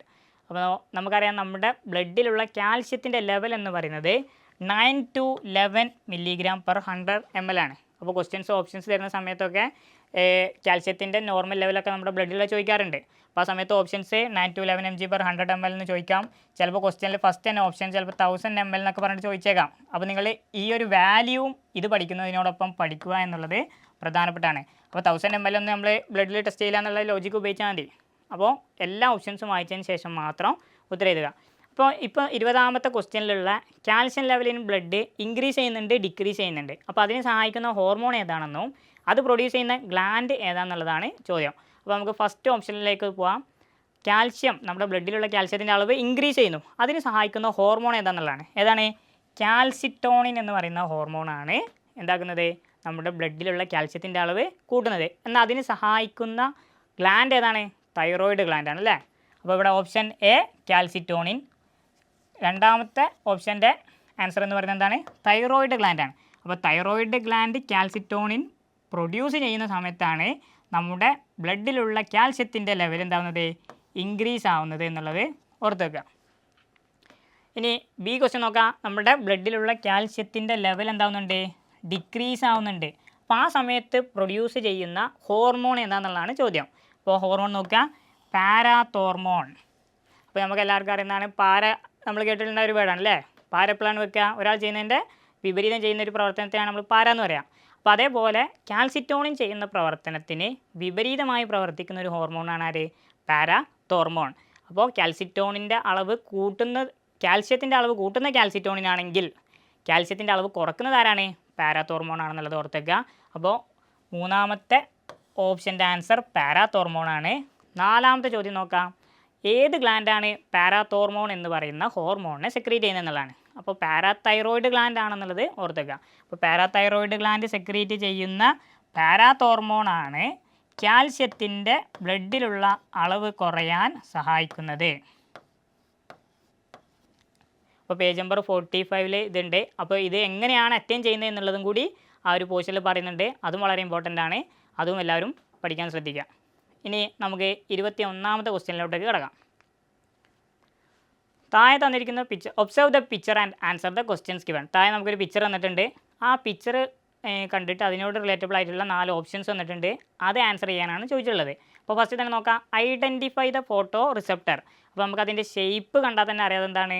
Road ഷേപ്പാണ് അല്ലേ. ഒരു വടിയുടെ ആകൃതിയിലുള്ളതിനാണ് നമ്മൾ റോഡ് എന്ന് പറയുക. ദണ്ഡാകൃതിയിലുള്ളതിനാണ് റോഡ് എന്ന് പറയുക. അപ്പോൾ അതിൽ നിന്ന് നമുക്ക് മനസ്സിലായി ആ ഫോട്ടോ റിസെപ്റ്റർ എന്ന് പറയുന്നത് ഏതാണ്? റോഡ് സെൽസ് ആണ്. ഇത് കൂടാതെ വേറൊരു സെല്ലും കൂടി ഉണ്ട്, കോൺ സെല്ല്. അപ്പോൾ ആ കോൺ സെല്ലാണെങ്കിൽ സ്വാഭാവികമായിട്ടും നമുക്കൊരു കോൺ ലൈക്ക് സ്ട്രക്ചർ അതിൽ കാണാൻ സാധിക്കുന്നുള്ളതാണ്. അപ്പോൾ ഇതുപോലെ കോൺ ലൈക്ക് സ്ട്രക്ചറാണ് കാണുന്നുണ്ടെങ്കിൽ നമുക്ക് എന്ത് പറയാം? ആ ഫോട്ടോ റിസെപ്റ്റർ എന്ന് പറയുന്നത് കോൺ സെല്ലാണെന്നുള്ളത് പറയാം. അപ്പോൾ അത് ആ പിക്ചർ ഐഡൻറ്റിഫൈ ചെയ്യുക എന്നുള്ളതാണ് ആദ്യത്തെ ചോദ്യം. അപ്പോൾ ആൻസർ നമുക്ക് കിട്ടിയിട്ടുണ്ട് റോഡ് സെൽ. ഇനി നമുക്ക് രണ്ടാമത്തെ ക്വസ്റ്റ്യനോട് പോവാം. Name the pigment present in this receptor. ഈ റിസെപ്റ്ററിൽ കാണപ്പെടുന്ന പിഗ്മെൻറ്റ് ഏതാണെന്നുള്ളതാണ് ചോദ്യം. അപ്പോൾ റോഡ് സെൽ ആ പേരിൽ തന്നെ ഉണ്ട്, അതുമായിട്ട് കണക്ട് ചെയ്യാൻ കഴിയും നമുക്ക്. റൊഡോപ്സിൻ എന്ന് പറയുന്ന പിഗ്മെൻ്റാണ് റോഡ് സെല്ലിൽ കാണപ്പെടുന്നത്. ഇനി കോൺ സെല്ലിലാണെങ്കിൽ അതിൽ കാണപ്പെടുന്നതാണ് ഫോട്ടോപ്സിൻ എന്ന് പറയുന്ന അല്ലെങ്കിൽ അയഡോപ്സിൻ എന്ന് പറയുന്ന പിഗ്മെൻ്റാണ് കോൺ സെല്ലിൽ കാണപ്പെടുന്നത്. മൂന്നാമത്തെ ക്വസ്റ്റ്യനോട് പോവാം. Option C, write the function of this pigment. Road pigment നമ്മൾ എന്തിനു സഹായിക്കുന്നു? നമുക്ക് ഡിം ലൈറ്റിൽ ഒബ്ജക്ട്സിനെയൊക്കെ കാണാൻ, അല്ലെങ്കിൽ സിമ്പിളായി പറയുകയാണെങ്കിൽ വിഷൻ ഇൻ ഡിം ലൈറ്റിൽ കാഴ്ച സാധ്യമാക്കുന്നു എന്നുള്ളതാണ് റോഡ് സെല്ലിൻ്റെ ഫംഗ്ഷൻ. ഈ ഒരു കേസിൽ കോൺ സെല്ലാണ് ചോദിച്ചിരുന്നെങ്കിൽ പ്രൈമറി കളേഴ്സ് ആയിട്ടുള്ള റെഡും ഗ്രീനും ബ്ലൂവിനെയൊക്കെ നമുക്ക് കാണാൻ സഹായിക്കും എന്നുള്ളതാണ് അതിൻ്റെ ഫംഗ്ഷനായിട്ട് വരുന്നത്. ഇനി നമുക്ക് ഓപ്ഷൻ ഡിയിലോട്ട് പോകാം. Name the eye defect caused due to the deficiency of this pigment. ഈ പിഗ്മെൻറ്റിൻ്റെ കുറവ് മൂലം ഉണ്ടാകുന്ന രോഗം ഏതാണെന്നുള്ളതാണ് ചോദിച്ചിട്ടുള്ളത്. അപ്പോൾ നമുക്കറിയാം ഈ പിഗ്മെൻ്റ് ഏതാണ്? റൊഡോപ്സിൻ അല്ലേ. റൊഡോപ്സിൻ എന്ന് പറയുന്ന പിഗ്മെൻറ്റിൻ്റെ അഭാവം മൂലം, അഥവാ വിറ്റാമിൻ എൻ്റെ ഒരു ഡെറിവേറ്റീവാണ് റെറ്റിനാൽ എന്ന് പറയുന്നത്. അതിൻ്റെ ഒരു റൊഡോപ്സിൻ എന്ന് പറയുന്ന ഓക്കെ. നമുക്കിനി ഓപ്ഷൻ ഡിയിലോട്ട് ക്വസ്റ്റ്യൻ ഡിയിലോട്ട് പോവാം. Name the eye defect caused due to the deficiency of this pigment.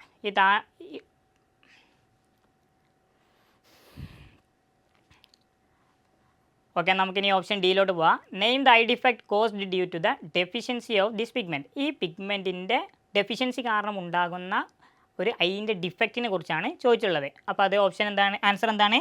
Night blindness, നിശാന്തത എന്ന് പറയുന്ന രോഗമാണ് ഈ പിഗ്മെൻറ്റിൻ്റെ ഡെഫിഷ്യൻസി മൂലം ഉണ്ടാകുന്നത്. അപ്പോൾ പേജ് നമ്പർ 26 റോഡ് സെല്ലിനെയും കോൺ സെല്ലിനെയും കുറിച്ച് പ്രോപ്പറായിട്ട് പറയുന്നുണ്ട്. ആ ഒരു പാർട്ട് എല്ലാവരും ഒന്ന് ചെക്ക് ചെയ്യുക. അപ്പോൾ കാരണം എന്താ വെച്ചാൽ ഇപ്രാവശ്യം ചോദിച്ചത് റോഡ് സെല്ലാണെങ്കിൽ അടുത്ത പ്രാവശ്യം ചോദിക്കുന്നത് കോൺ സെല്ലായിരിക്കാം. അപ്പോൾ അതുമായിട്ട് അസോസിയേറ്റഡ് ആയിട്ടുള്ള ചോദ്യങ്ങൾ നമുക്ക് ഉത്തരം എഴുതണമെങ്കിൽ നമ്മൾ 2 ഭാഗവും ക്ലിയർ ആവണമെങ്കിൽ നമ്മൾ പ്രോപ്പറായിട്ട് ഈ ഒരു പേജ് നമ്പറിലുള്ള കണ്ടൻറ്റുകൾ പഠിക്കേണ്ടതുണ്ട്. ഇനി നമുക്ക് അടുത്ത ക്വസ്റ്റ്യനിലോട്ട് പോകാം. Question number 22. വളരെ സിമ്പിളായിട്ടുള്ള ഒരു ടോപ്പിക്കാണ് നമ്മൾ ഇനി ഡിസ്കസ് ചെയ്യുന്നത്. നമുക്കൊരു പിക്ചർ തന്നിട്ടുണ്ട്, ഒരു ഇല്ലുസ്ട്രേഷൻ തന്നിട്ടുണ്ട്. അതിലാകെ ഓപ്ഷൻ 1ഉം ഓപ്ഷൻ 2ഉം മാത്രമേ നമുക്ക് ചെയ്യാനുള്ളൂ. അപ്പോൾ ഫസ്റ്റ് ക്വസ്റ്റ്യൻ തന്നെ എന്താണ്? Fill up 1 and 2. നമുക്കറിയാം പേജ് നമ്പർ 110 നമ്മൾ പഠിച്ചതാണ്. ഇതുപോലൊരു ഫിഗർ തന്നിട്ടുണ്ടാവും. എന്നിട്ട് ഇതിൽ നിന്ന് ക്രോമസോംസ്, എക്സസ് ക്രോമസോംസും അതുപോലെ നമ്മൾ ആദ്യമേ പഠിച്ചതാണ്. നമുക്ക് ടോട്ടൽ 23 പെയർ ഓഫ് ക്രോമസോംസ് ആണുള്ളത് അല്ലേ. ഈ 23 പെയറിൽ തന്നെ 22 ക്രോമസോംസ് ഓട്ടോസോംസും ഒരു പെയർ 22 പെയർ, ഇവിടെ 22 പെയറാണ്, 22 പെയർ ഓട്ടോസോംസും ഒരു പെയർ സെക്സ് ക്രോമസോംസും ആണ്.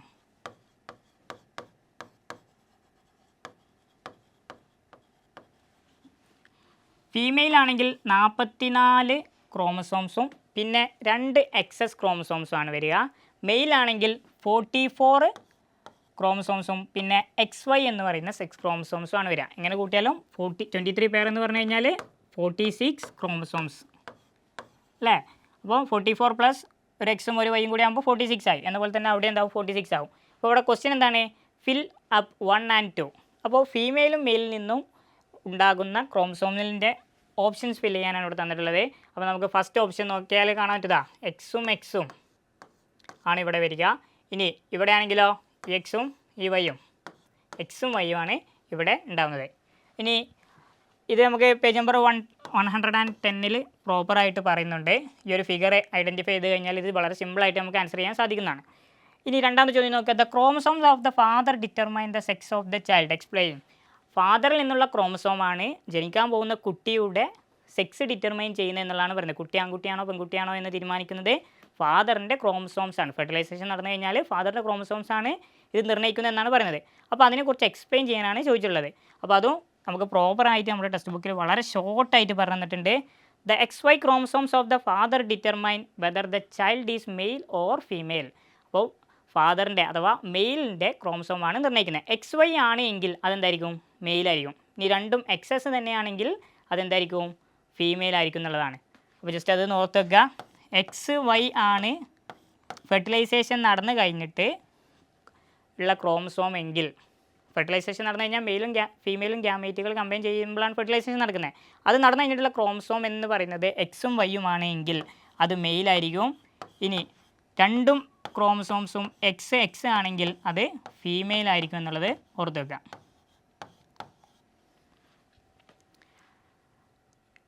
ഈ ഒരു പേജ് നമ്പർ 110 ഇതൊന്ന് തറവായിട്ട് പഠിക്കുക. അതൊക്കെ വളരെ സിമ്പിളും അതുപോലെ ഓർത്തെടുക്കാൻ എളുപ്പമുള്ളതുമാണ്. അതുകൊണ്ട് തന്നെ 1-2 വട്ടം റിവിഷൻ നടത്തിയാൽ വളരെ എളുപ്പത്തിൽ നമുക്ക് ഇതുപോലുള്ള ചോദ്യങ്ങൾ ആൻസർ ചെയ്യാൻ സാധിക്കുന്നതാണ്. ഇനി നമുക്ക് ക്വസ്റ്റ്യൻ നമ്പർ 23 കിടക്കാം. Observe the illustration and answer the question. അപ്പോൾ ഈ ഒരു ഫിഗർ കാണുമ്പോൾ തന്നെ നമ്മുടെ മൈൻഡിലോട്ടേക്ക് ഓടി വരുന്നത് DNA ന്യൂക്ലിയോടൈഡ് ആണ് അല്ലേ. അപ്പോൾ ആ DNA ന്യൂക്ലിയോടൈഡിനെ കുറിച്ചുള്ളതാണ് ഈ ചോദ്യം. ഫസ്റ്റത്തെ ചോദ്യം തന്നെ അതാണ്. Identify the illustration. ഇതെന്താണ്? നമ്മുടെ DNA ന്യൂക്ലിയോടൈഡ് ആണ്. അപ്പോൾ ഫസ്റ്റ് ചോദ്യത്തിന് ഉത്തരം നമുക്ക് കിട്ടി ന്യൂക്ലിയോടൈഡ്. ഇതിൻ്റെ ഇപ്പോൾ നമ്മുടെ തൊട്ട് മുമ്പ് നടന്ന മോഡൽ എക്സാമിന് പോലും ചോദിച്ചിട്ടുണ്ടായിരുന്ന ചോദ്യമായിരുന്നു ന്യൂക്ലിയോടൈഡിൻ്റെ പിക്ചർ വരയ്ക്കാൻ വേണ്ടിയിട്ടുള്ളത്. ഒരുപാട് ആൾക്കാർക്ക് അങ്ങോട്ടും ഇങ്ങോട്ടും കൺഫ്യൂഷനൊക്കെ ആവാറുണ്ട്. അപ്പോൾ കൺഫ്യൂഷനൊന്നും ഇപ്പോൾ ഉണ്ടാവാതിരിക്കാൻ വേണ്ടി നമുക്കിത് പ്രോപ്പറായിട്ട് ഡിസ്കസ് ചെയ്യാം. ന്യൂക്ലിയോടൈഡ് ആണ് ഈ ഇല്ലുസ്ട്രേഷൻ നമുക്ക് മനസ്സിലായിട്ടുണ്ട്. നമുക്കിനി രണ്ടാമത്തെ ചോദ്യം നോക്കാം. What do A and B indicate? A എന്താണ്, B എന്തിനെയാണ് ഇൻഡിക്കേറ്റ് ചെയ്യുന്നത് എന്നുള്ളതാണ് ചോദ്യം. നമുക്കറിയാം A എന്ന് പറയുന്ന പാർട്ട് ഇൻഡിക്കേറ്റ് ചെയ്യുന്നത് ഷുഗറിനെയാണ്. ഇനി B എന്ന് പറയുന്ന പാർട്ട് എന്തിനാണ് ഇൻഡിക്കേറ്റ് ചെയ്യുന്നത്? നൈട്രജൻ ബേസസുകളെയാണ്. അപ്പോൾ DNA നൈട്രജൻ ബേസസ് ആകുമ്പോൾ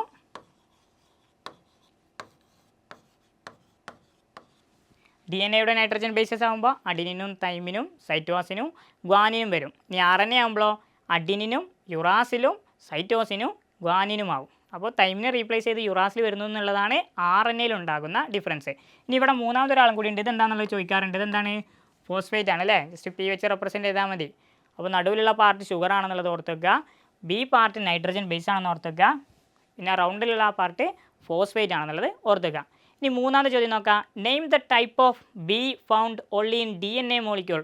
വളരെ സിമ്പിൾ ചോദ്യമാണ്. പക്ഷേ എല്ലാവരും ഈ ഒരു ചോദ്യം കണ്ടു കഴിഞ്ഞാൽ നേരെ എഴുതാൻ പോകുന്നത് എന്താണ്? അഡിനിൻ, തൈമിൻ, സൈറ്റോസിൻ,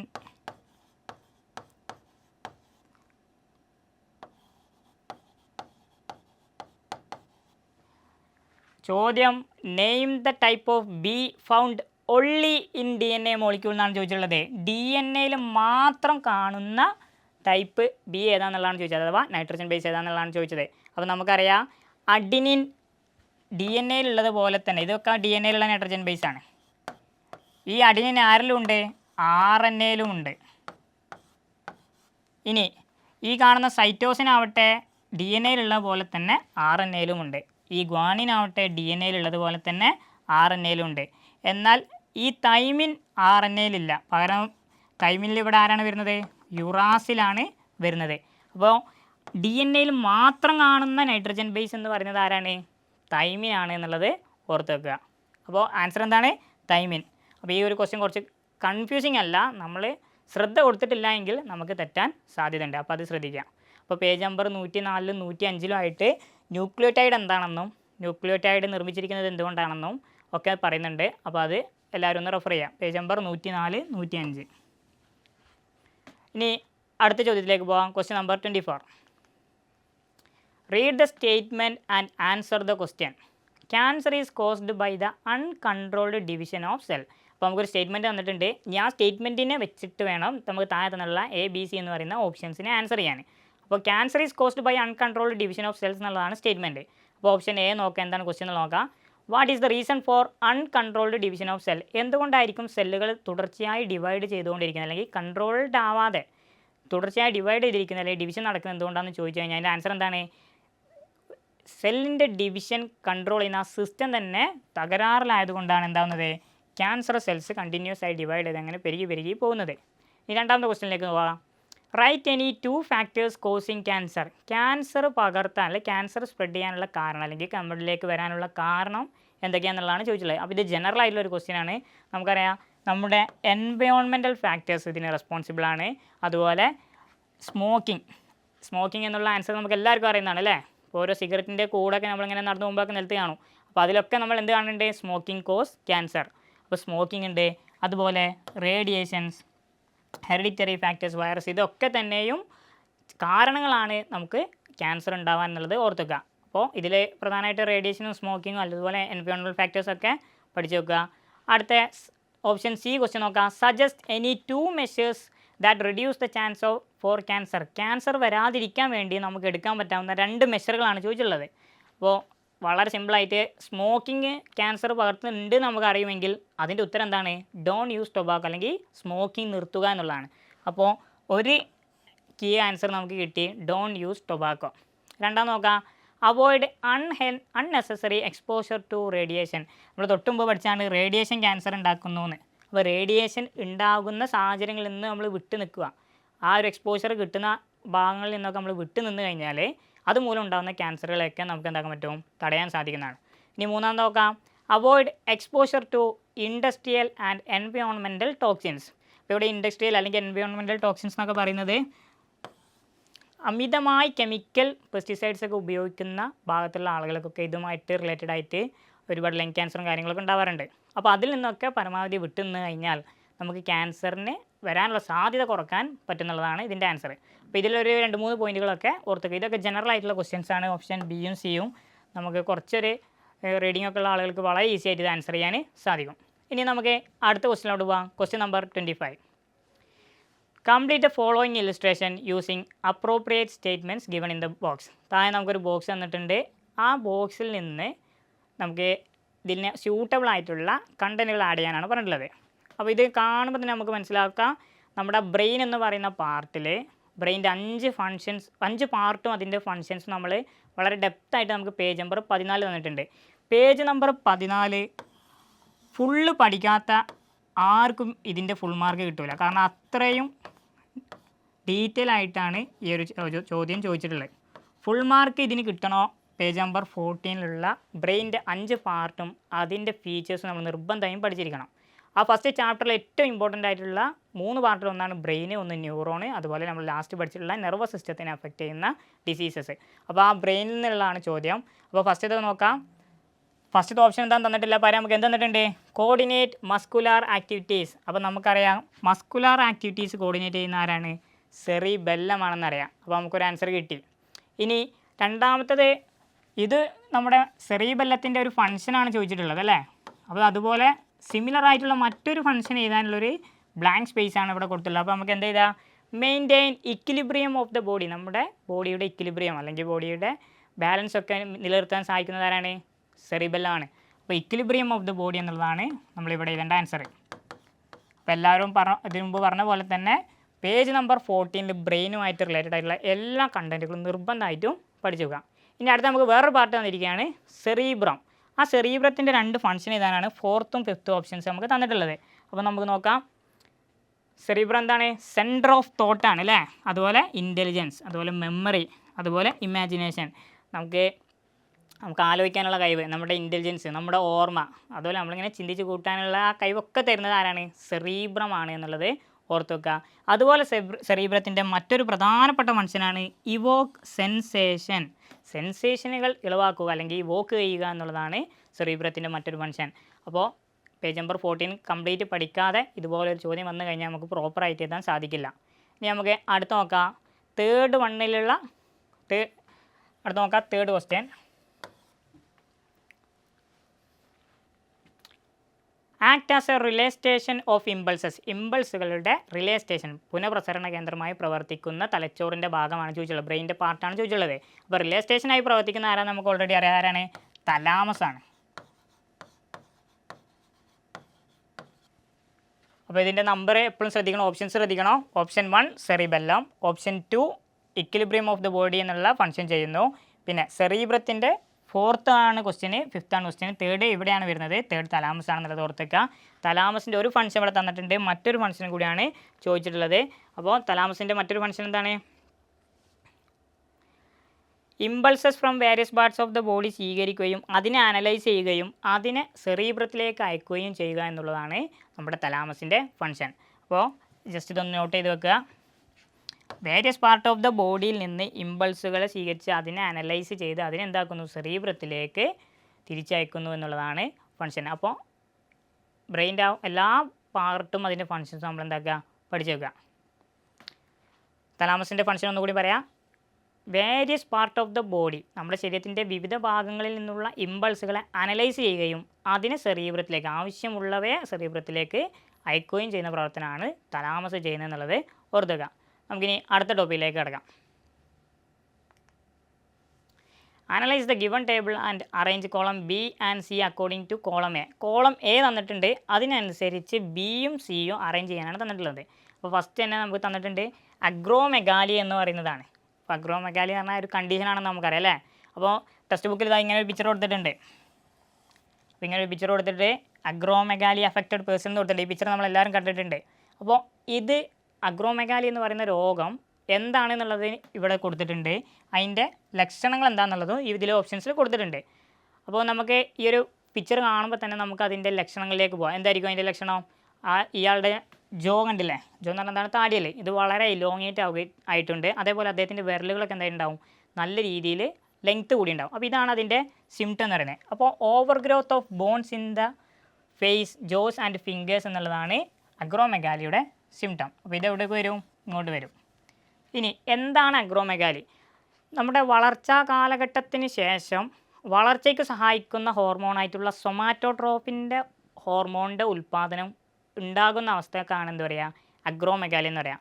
നമ്മുടെ വളർച്ചാ കാലഘട്ടത്തിന് ശേഷം വളർച്ചയ്ക്ക് സഹായിക്കുന്ന ഹോർമോണായിട്ടുള്ള സൊമാറ്റോട്രോപ്പിൻ്റെ ഉൽപ്പാദനം വരുന്നത് കാരണമായിട്ടാണ് ഈ ഒരു കണ്ടീഷൻ ഉണ്ടാകുന്നത് എന്നുള്ളത് ഓർത്തുവെക്കുക. അപ്പോൾ അതിവിടെ എവിടെയാണ് കൊടുത്തുള്ളത്? Excessive production of somatotropin after growth phase. വളർച്ചാ കാലഘട്ടത്തിന് ശേഷം, അതാണ് ഇമ്പോർട്ടൻറ്റ്. വളർച്ചാ കാലഘട്ടത്തിന് ശേഷം സൊമാറ്റോട്രോപ്പിൻ്റെ ഉൽപ്പാദനം മൂലം ഉണ്ടാകുന്ന അവസ്ഥക്കാണ് അഗ്രോമെഗാലി എന്ന് പറയുക. അതിൻ്റെ ലക്ഷണം എന്ന് പറയുന്നത് താടിയെല്ലും അതുപോലെ മുഖത്തുള്ള എല്ലുകളും അതുപോലെ വിരലുകളൊക്കെ വളരെ ഇലോങ്ങേറ്റ് ചെയ്ത് ലെങ്ത്ത് കൂടുന്ന അല്ലെങ്കിൽ ഗ്രോ ചെയ്യുന്ന ഒരു അവസ്ഥക്കാണ് എന്ത് പറയുക? അഗ്രോമെഗാലി. ഇനി നമുക്ക് രണ്ടാമത് നോക്കാം, ക്രെറ്റിനിസം. അതുപോലെ മൂന്നാമത്തത് ജൈജാൻറ്റിസമാണ് തന്നിട്ടുള്ളത്.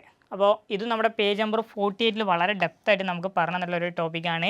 ക്രെറ്റിനിസം എന്ന് പറഞ്ഞാൽ decreased production of thyroxine during infancy. Infancy കാലഘട്ടത്തിൽ തൈറോക്സിൻ്റെ പ്രൊഡക്ഷൻ കുറയുന്ന അവസ്ഥക്കാണ് എന്ത് പറയുക? ക്രെറ്റിനിസം എന്ന് പറയുന്നത്. അപ്പോൾ ഇതിൻ്റെ ആൻസർ എവിടെയുള്ളത്? Decreased production of thyroxine during infancy. ഇനി ഇതിൻ്റെ സിംറ്റം എന്താണ്? Physical and mental growth retardation in children. കുട്ടികളുടെ വളർച്ചാ മുരടിപ്പിന്, അതായത് ഫിസിക്കലായിട്ടും മെൻ്റലായിട്ടും കുട്ടികൾ എന്താവില്ല? വളരില്ല. അപ്പോൾ ഇതിൻ്റെ ആൻസർ ഇവിടെ ലാസ്റ്റിൽ തന്നിട്ടുണ്ട്.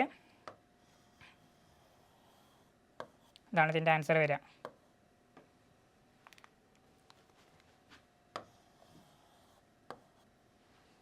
Physical and mental growth retardation in children. കുട്ടികളുണ്ടാകുന്ന വളർച്ചയുടെ മുരടിപ്പിനാണ് എന്ത് പറയുന്നത്?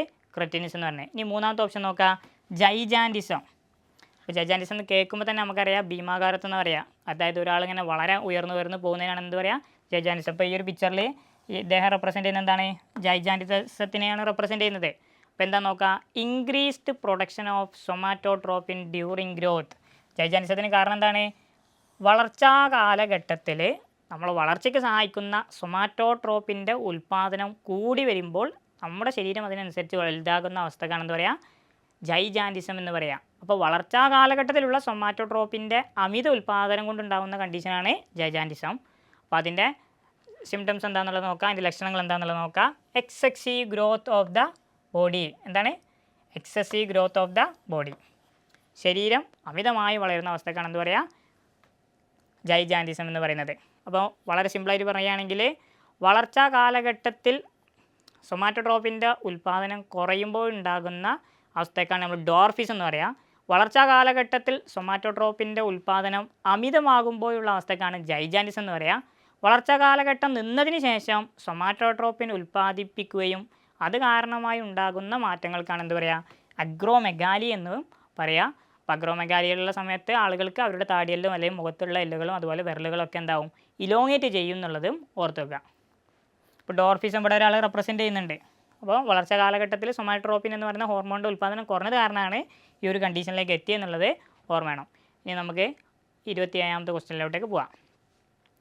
അപ്പോൾ 27ാമത്തെ ക്വസ്റ്റ്യൻ എന്ന് പറയുന്നത് ഇയറിനെ കുറിച്ചാണ് ചോദിച്ചിട്ടുള്ളത് എങ്കിൽ കൂടി ഇതുപോലെയുള്ളൊരു ഫ്ലോ ചാർട്ട് ഒന്നില്ലെങ്കിൽ ഐൻ്റെ പാർട്ടിൽ അല്ലെങ്കിൽ ഇയറിൻ്റെ പാർട്ടിലോ അല്ലെങ്കിൽ നമ്മുടെ നോസിൻ്റെയോ ഏതെങ്കിലും ഒരു പാർട്ടുമായിട്ട് അസോസിയേറ്റ് ചെയ്ത് ചോദിക്കാൻ സാധ്യതയുണ്ട്. അല്ലെങ്കിൽ ഒരു പക്ഷേ നമ്മുടെ റിഫ്ലെക്സ് ആക്ഷൻ്റെ റിഫ്ലെക്സ് ആർക്കായിരിക്കും ഇതുപോലെ ഫ്ലോ ചാർട്ടായിട്ട് ചോദിക്കാൻ സാധ്യതയുള്ളത്. അപ്പോൾ അതൊക്കെ തന്നെ ഇമ്പോർട്ടൻ്റ് ആണ്.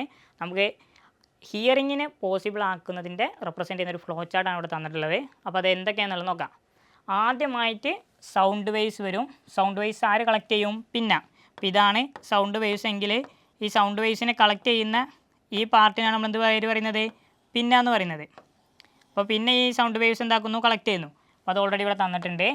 പിന്നയിൽ നിന്ന് ഈ സൗണ്ട് വേവ്സ് എങ്ങോട്ടേക്ക് എൻ്റർ ചെയ്യും, ഓഡിറ്ററി കനാൽ. അപ്പോൾ ഇവിടെ എന്താണ് ആൻസർ, ഓഡിറ്ററി കനാൽ.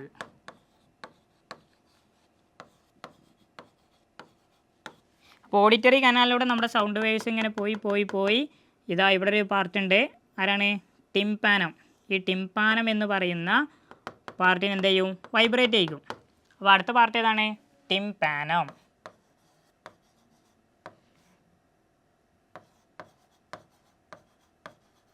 ഓക്കെ. അപ്പോൾ നമ്മുടെ സ്വാഭാവികമായിട്ടും നമ്മുടെ ടിംപാനം വൈബ്രേറ്റ് ചെയ്യുകയും ടിംപാനം തൊട്ടടുത്തുള്ള ഇയർ ഓസിക്കിൾസിൽ വരുന്ന മാലിയസ് എന്ന് പറയുന്ന എല്ലിനെ വൈബ്രേറ്റ് ചെയ്യും. അപ്പോൾ ഇവിടെ 3 എല്ലുകളുണ്ട്. നമ്മുടെ മിഡിൽ ലെയറിലായിട്ട് കാണപ്പെടുന്ന ഈ പാർട്ടിനാണ് നമ്മൾ എന്ത് പേര് പറയുക, മാലിയസ്. അപ്പോൾ മാലിയസിനെ വൈബ്രേറ്റ് ചെയ്യിക്കുന്നു. മാലിയസ് വൈബ്രേറ്റ് ചെയ്യുമ്പോൾ ആര് വൈബ്രേറ്റ് ചെയ്യുന്നു, ഇംഗസ് വൈബ്രേറ്റ് ചെയ്യുന്നു. ഇംഗസ് വൈബ്രേറ്റ് ചെയ്യുമ്പോൾ ആര് വൈബ്രേറ്റ് ചെയ്യുന്നു, സ്റ്റേപ്പിസ് എന്ന് പറയുന്ന ബോണ് വൈബ്രേറ്റ് ചെയ്യുന്നു. ഇതിൽ തന്നെ നമ്മുടെ ശരീരത്തിൽ തന്നെ ഏറ്റവും ചെറിയ എല്ല് എന്നറിയപ്പെടുന്നത് ആരാണ്, സ്റ്റേപ്പിസ് ആണ്. അപ്പോൾ നമുക്കറിയാം നമ്മുടെ ചെവിൻ്റെ ഉള്ളിലാണ് ഏറ്റവും ചെറിയ എല്ലുള്ളതെന്ന് നമുക്കറിയാം. ആ എല്ലിൽ ഏതാണ് ചെറുത് എന്നുള്ളത് കൺഫ്യൂഷൻ വേണ്ട. മാലിയസ്, ഇംഗസ്, സ്റ്റേപ്പിസ് എന്നുള്ള ഓപ്ഷനിൽ എസ് വെച്ച് തുടങ്ങുന്ന ആരാണ്, സ്റ്റേപ്പിസ് ആണ്. അപ്പോൾ എസ് എന്തിനെ റെപ്രസെൻറ്റ് ചെയ്യുന്നു, സ്മോൾ. അപ്പോൾ സ്റ്റേപ്പിസ് ആണ് ഏറ്റവും ചെറിയ എല്ല് എന്നുള്ളത് ഓർത്ത് വെക്കുക.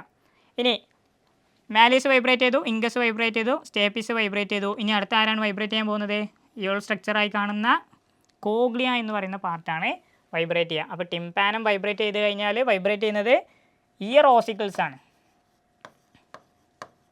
അതാണ് ഇയർ ഓസിക്കിൾസ്. ഈ ഇയർ ഓസിക്കിൾസ് എന്ന് പറഞ്ഞു കഴിഞ്ഞാൽ ആരൊക്കെയാണ്, മാലിയസ്, ഇംഗസ്, സ്റ്റേപ്പിസ്. ഇവർ 3 പേരും കൂടി ചേരുന്നതിനാണ് നമ്മൾ എന്ത് പറയുക, ഇയർ ഓസിക്കിൾസ് എന്ന് പറയുക. ഇതിൽ ഈ സ്റ്റേപ്പിസ് ആണ് സ്മോളസ്റ്റ് ബോൺ എന്നുള്ളതും ഓർത്ത് വെക്കുക. ഇനി അടുത്തതായിട്ട് ഇയർ ഓസിക്കിൾസ് വൈബ്രേറ്റ് ചെയ്ത് കഴിയുന്നു, ഓവൽ വിൻഡോ വൈബ്രേറ്റ് ചെയ്യുന്നു. ഓവൽ വിൻഡോ വൈബ്രേറ്റ് ചെയ്ത് കഴിഞ്ഞാൽ അടുത്ത് വൈബ്രേറ്റ് ചെയ്യുന്നത് ആരാണ്, കോഗ്ലിയാണ്. ഇയർ ഓസിക്കിൾസ് വൈബ്രേറ്റ് ചെയ്ത് ഓവൽ വിൻഡോ വൈബ്രേറ്റ് ചെയ്ത് കഴിഞ്ഞാൽ നമ്മുടെ കോഗ്ലിയ വൈബ്രേറ്റ് ചെയ്യുന്നു. ഈ ഒരു പാർട്ടാണ് കോഗ്ലിയ. നമ്മുടെ കോഗ്ലിയ വൈബ്രേറ്റ് ചെയ്ത് കഴിയുമ്പോൾ കോഗ്ലിയൻ്റെ ഉള്ളിൽ എന്തുണ്ട്, ഹെയർ സെൽസ് ഉണ്ട്. ആ ഹെയർ സെൽസ് വൈബ്രേറ്റ് ആവുന്നു. ആ വൈബ്രേഷൻ കാരണം എന്ത് ജനറേറ്റ് ചെയ്യുന്നു, ഇമ്പൾസുകളെ ജനറേറ്റ് ചെയ്യുന്നു. ഈ ഇമ്പൾസുകളാണ് പിന്നീട് ഓഡിറ്ററി നെർവ്, ഈ കാണുന്ന പാർട്ടാണ് ഓഡിറ്ററി നെർവ്. ഈ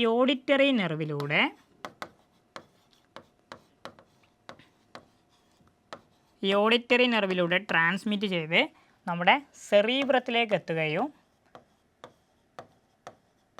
നമ്മുടെ സെൻസ് ഓഫ് ഹിയറിംഗ് പോസിബിൾ ആക്കുകയും ചെയ്യുന്നത്. അപ്പോൾ വളരെ ഇമ്പോർട്ടൻ്റ് ആയിട്ടുള്ള എക്സാമിന് പ്രതീക്ഷിക്കാവുന്ന ഒരു ക്വസ്റ്റ്യനാണിത്. ഹിയറിംഗ് ഓഫ് സൗണ്ട് എങ്ങനെ നമുക്ക്, അല്ലെങ്കിൽ കേൾവി എങ്ങനെ സാധ്യമാകുന്നു എന്നുള്ളതിൻ്റെ ഫ്ലോ ചാർട്ടാണ് ഇവിടെ കൊടുത്തുള്ളത്.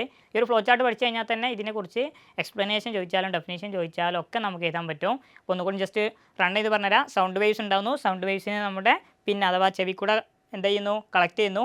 ശേഷം അത് നമ്മുടെ ഓഡിറ്ററി കനാലിലൂടെ ട്രാവൽ ചെയ്യുന്നു. ഇവിടെയുള്ള ഈ ചെറിയൊരു പാർട്ടാണ് ടിംപാനം, അതിന് വൈബ്രേറ്റ് ചെയ്യിക്കുന്നു. അത് വൈബ്രേറ്റ് ചെയ്യുമ്പോൾ മാലിയസ് എന്ന് പറയുന്ന ചെറിയ എല്ല് വൈബ്രേറ്റ് ചെയ്യുന്നു, ചെറിയ ബോൺ വൈബ്രേറ്റ് ചെയ്യുന്നു. തൊട്ടടുത്തുള്ള ഇംഗസ് എന്ന് പറയുന്ന ബോൺ വൈബ്രേറ്റ് ചെയ്യുന്നു. തൊട്ടടുത്തുള്ള സ്റ്റേപ്പിസ് എന്ന് പറയുന്ന ബോൺ വൈബ്രേറ്റ് ചെയ്യുന്നു. അപ്പോൾ ഈ 3 എണ്ണത്തിന് കൂടി നമ്മൾ പറഞ്ഞ പേരാണ് ഇയർ ഓസിക്കിൾസ്. അപ്പോൾ ഇയർ ഓസിക്കിൾസ് വൈബ്രേറ്റ് ചെയ്ത് കഴിയുമ്പോൾ ഓവൽ വിൻഡോ വൈബ്രേറ്റ് ആവുന്നു. ഓവൽ വിൻഡോ വൈബ്രേറ്റ് ചെയ്യുമ്പോൾ കോഗ്ലി വൈബ്രേറ്റ് ആവുന്നു. കോഗ്ലിയുടെ ഉള്ളിൽ കാണപ്പെടുന്ന ഹെയർ സെൽസ് വൈബ്രേറ്റ് ആവുന്നു. ഹെയർ സെൽസ് വൈബ്രേറ്റ് ആകുമ്പോൾ ഇമ്പൾസ് ജനറേറ്റ് ആവുന്നു. ആ ഇമ്പൾസ് ഓഡിറ്ററി നെർവിലൂടെ നമ്മുടെ ബ്രെയിനിലുള്ള സെറീബ്രത്തിലേക്ക് എത്തുകയും അവിടെ നിന്നാണ് സെൻസ് ഓഫ് ഹിയറിംഗ് പോസിബിൾ ആവുന്നത് എന്നുള്ളത് ഓർത്തേക്കാം. അപ്പോൾ ഇത് ഇമ്പോർട്ടൻ്റ് ആണ്. ഇതേപോലെ തന്നെ നമ്മുടെ വിഷൻ പോസിബിൾ ആവുന്നത് എങ്ങനെയാണെന്നുള്ളതും നമ്മൾ പഠിച്ചു വെക്കേണ്ടതുണ്ട്. അതേപോലെ റിഫ്ലക്സ് ആക്ഷനും reflex arc, path way of reflex action is called reflex arc. അത് നമ്മൾ എന്താക്കണം, ശ്രദ്ധിക്കണം. അതിൻ്റെ ഫ്ലോ ചാർട്ട് ഒന്ന് എല്ലാവരും നോട്ട് ചെയ്ത് വെക്കുക.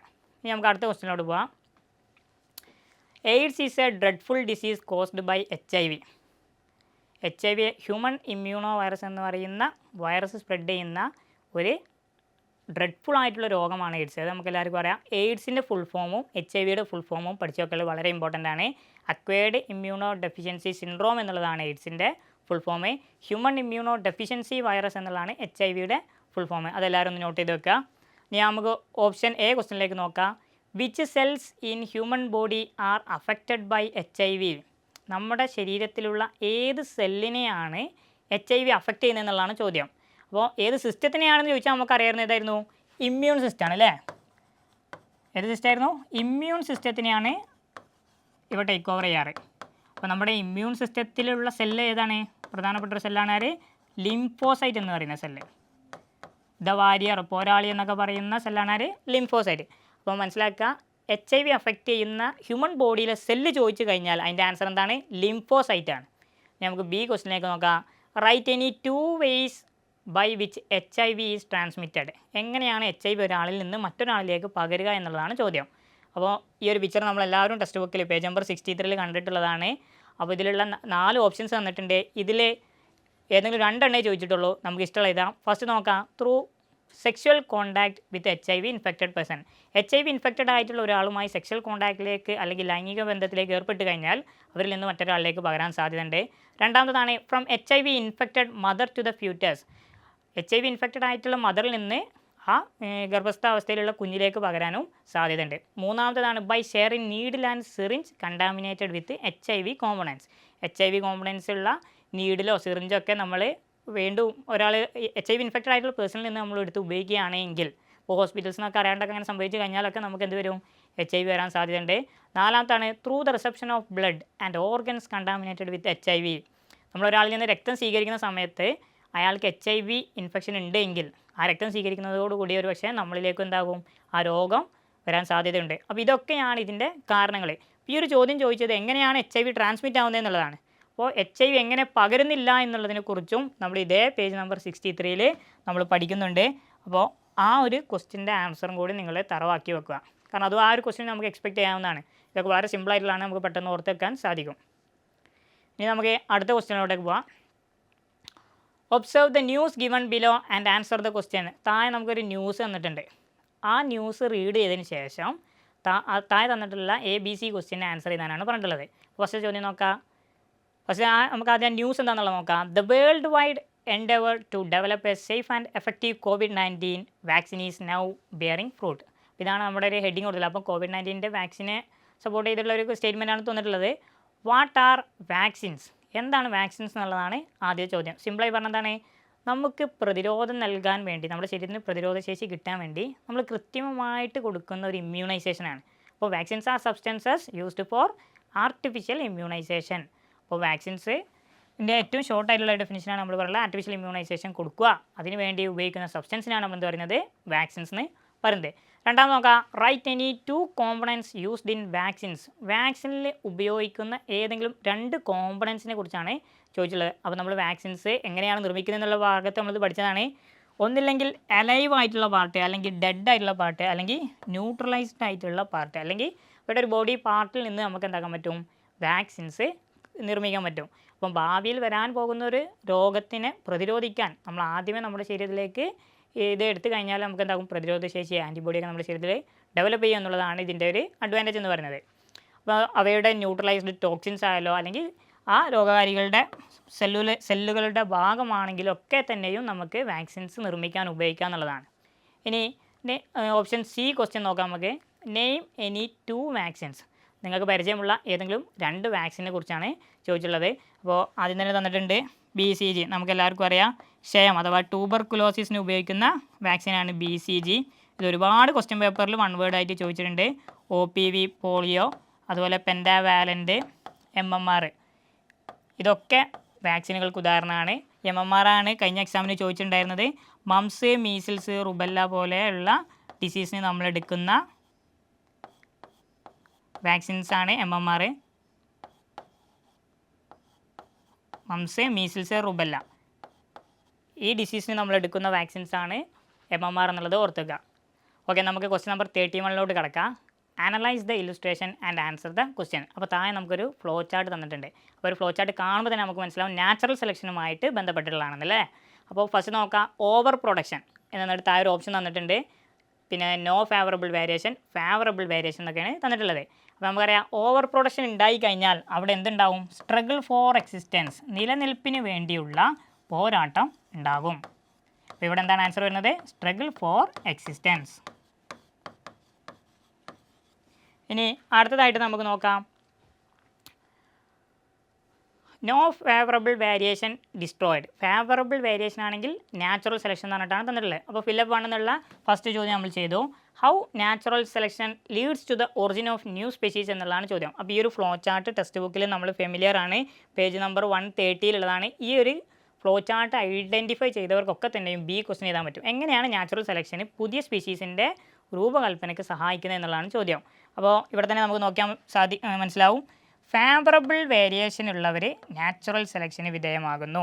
സ്വാഭാവികമായിട്ടും നാച്ചുറൽ സെലക്ഷന് വിധേയമായവരായിരിക്കും എന്താവുക അവിടെ സർവൈവ് ചെയ്യുക. ഈ സർവൈവ് ചെയ്തവ അഥവാ ഫേവറബിൾ വേരിയേഷൻസ് ഉള്ളവ അടുത്ത ജനറേഷനിലേക്ക് ആ ഫേവറബിൾ ക്യാരക്ടറിസ്റ്റിക്സ് ട്രാൻസ്ഫർ ചെയ്യുന്നു. ഈ characteristics accumulation of variations inherited through generation. ഒരുപാട് ജനറേഷനിലൂടെ ഇതിങ്ങനെ ട്രാൻസ്ഫർ ചെയ്ത് പോകുന്നത് അക്യുമുലേറ്റ് ചെയ്യുക എന്ന് പറഞ്ഞാൽ അടഞ്ഞുകൂടുക എന്നാണ് പറയുക. അപ്പോൾ അക്യുമുലേറ്റ് ചെയ്യുക എന്ന് പറഞ്ഞാൽ ഈ ഒരുപാട് ജനറേഷനിലൂടെ ഇതിങ്ങനെ ട്രാൻസ്ഫർ ചെയ്ത് പോകുമ്പോൾ അതെന്തിന് കാരണമാവും? പുതിയൊരു സ്പീഷീസ് രൂപപ്പെടാൻ കാരണം. പുതിയ സ്പീഷീസ് രൂപപ്പെടുക എന്ന് പറഞ്ഞു കഴിഞ്ഞാൽ നമ്മൾ ആദ്യത്തെ ആൻസസ്റ്ററിനെ എടുത്ത് ഇപ്പോൾ ഏറ്റവും ലേറ്റസ്റ്റ് ആയിട്ടുള്ള ജനറേഷൻ എടുത്ത് നോക്കുകയാണെങ്കിൽ അവ തമ്മിൽ നല്ല ഡിഫറൻസ് ഉണ്ടാവും. ആ ഡിഫറൻസ് ആണ് എന്തിന് കാരണമാകുന്നത്? ഒറിജിൻ ഓഫ് ന്യൂ സ്പീഷീസിന് കാരണമാകുന്നത്. അപ്പോൾ ഈ ഒരു ഫ്ലോ ചാർട്ട് പഠിച്ചു കഴിഞ്ഞാൽ നമുക്ക് ഈ ഒരു ചോദ്യത്തിനും ഉത്തരം എഴുതാൻ സാധിക്കുന്നതാണ്.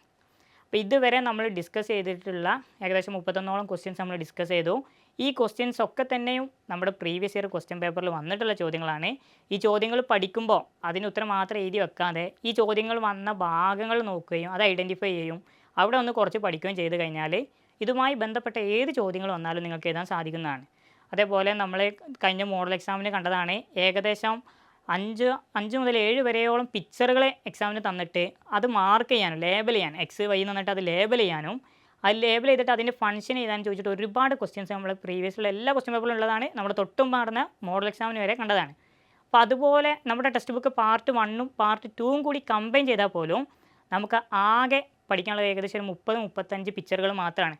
അപ്പോൾ ജസ്റ്റ് ഒരു 1 hour നിങ്ങൾ അതിന് വേണ്ടി സ്പെൻഡ് ചെയ്തിട്ട് എല്ലാ പിക്ചറുകളൊന്നും നോട്ട് ചെയ്തിട്ട് എവിടെയാണ് ലേബൽ ചെയ്യേണ്ടതെന്ന് പഠിച്ചു കഴിഞ്ഞാൽ നിങ്ങൾക്ക് ഒരു 5 to 8 മാർക്ക് വളരെ ഈസി ആയിട്ട് സ്കോർ ചെയ്യാൻ പറ്റുന്നതാണ്. അപ്പോൾ ഇതിന് വലിയ ഇൻ്റലിജൻസോ വലിയ ഓർമ്മശക്തിയോ ഒന്നും തന്നെ ആവശ്യമില്ല.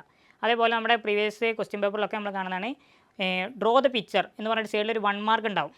അപ്പോൾ ജസ്റ്റ് ആ പിക്ചർ ഒന്ന് അതിലേക്ക് നോക്കി വരച്ചാൽ നിങ്ങൾക്ക് ആ ഒരു 1 മാർക്ക് കിട്ടും. അപ്പോൾ ക്വസ്റ്റ്യൻസിന് ഒരുപാട് ആളുകൾ ഇതൊന്നും ചെയ്യാറില്ല.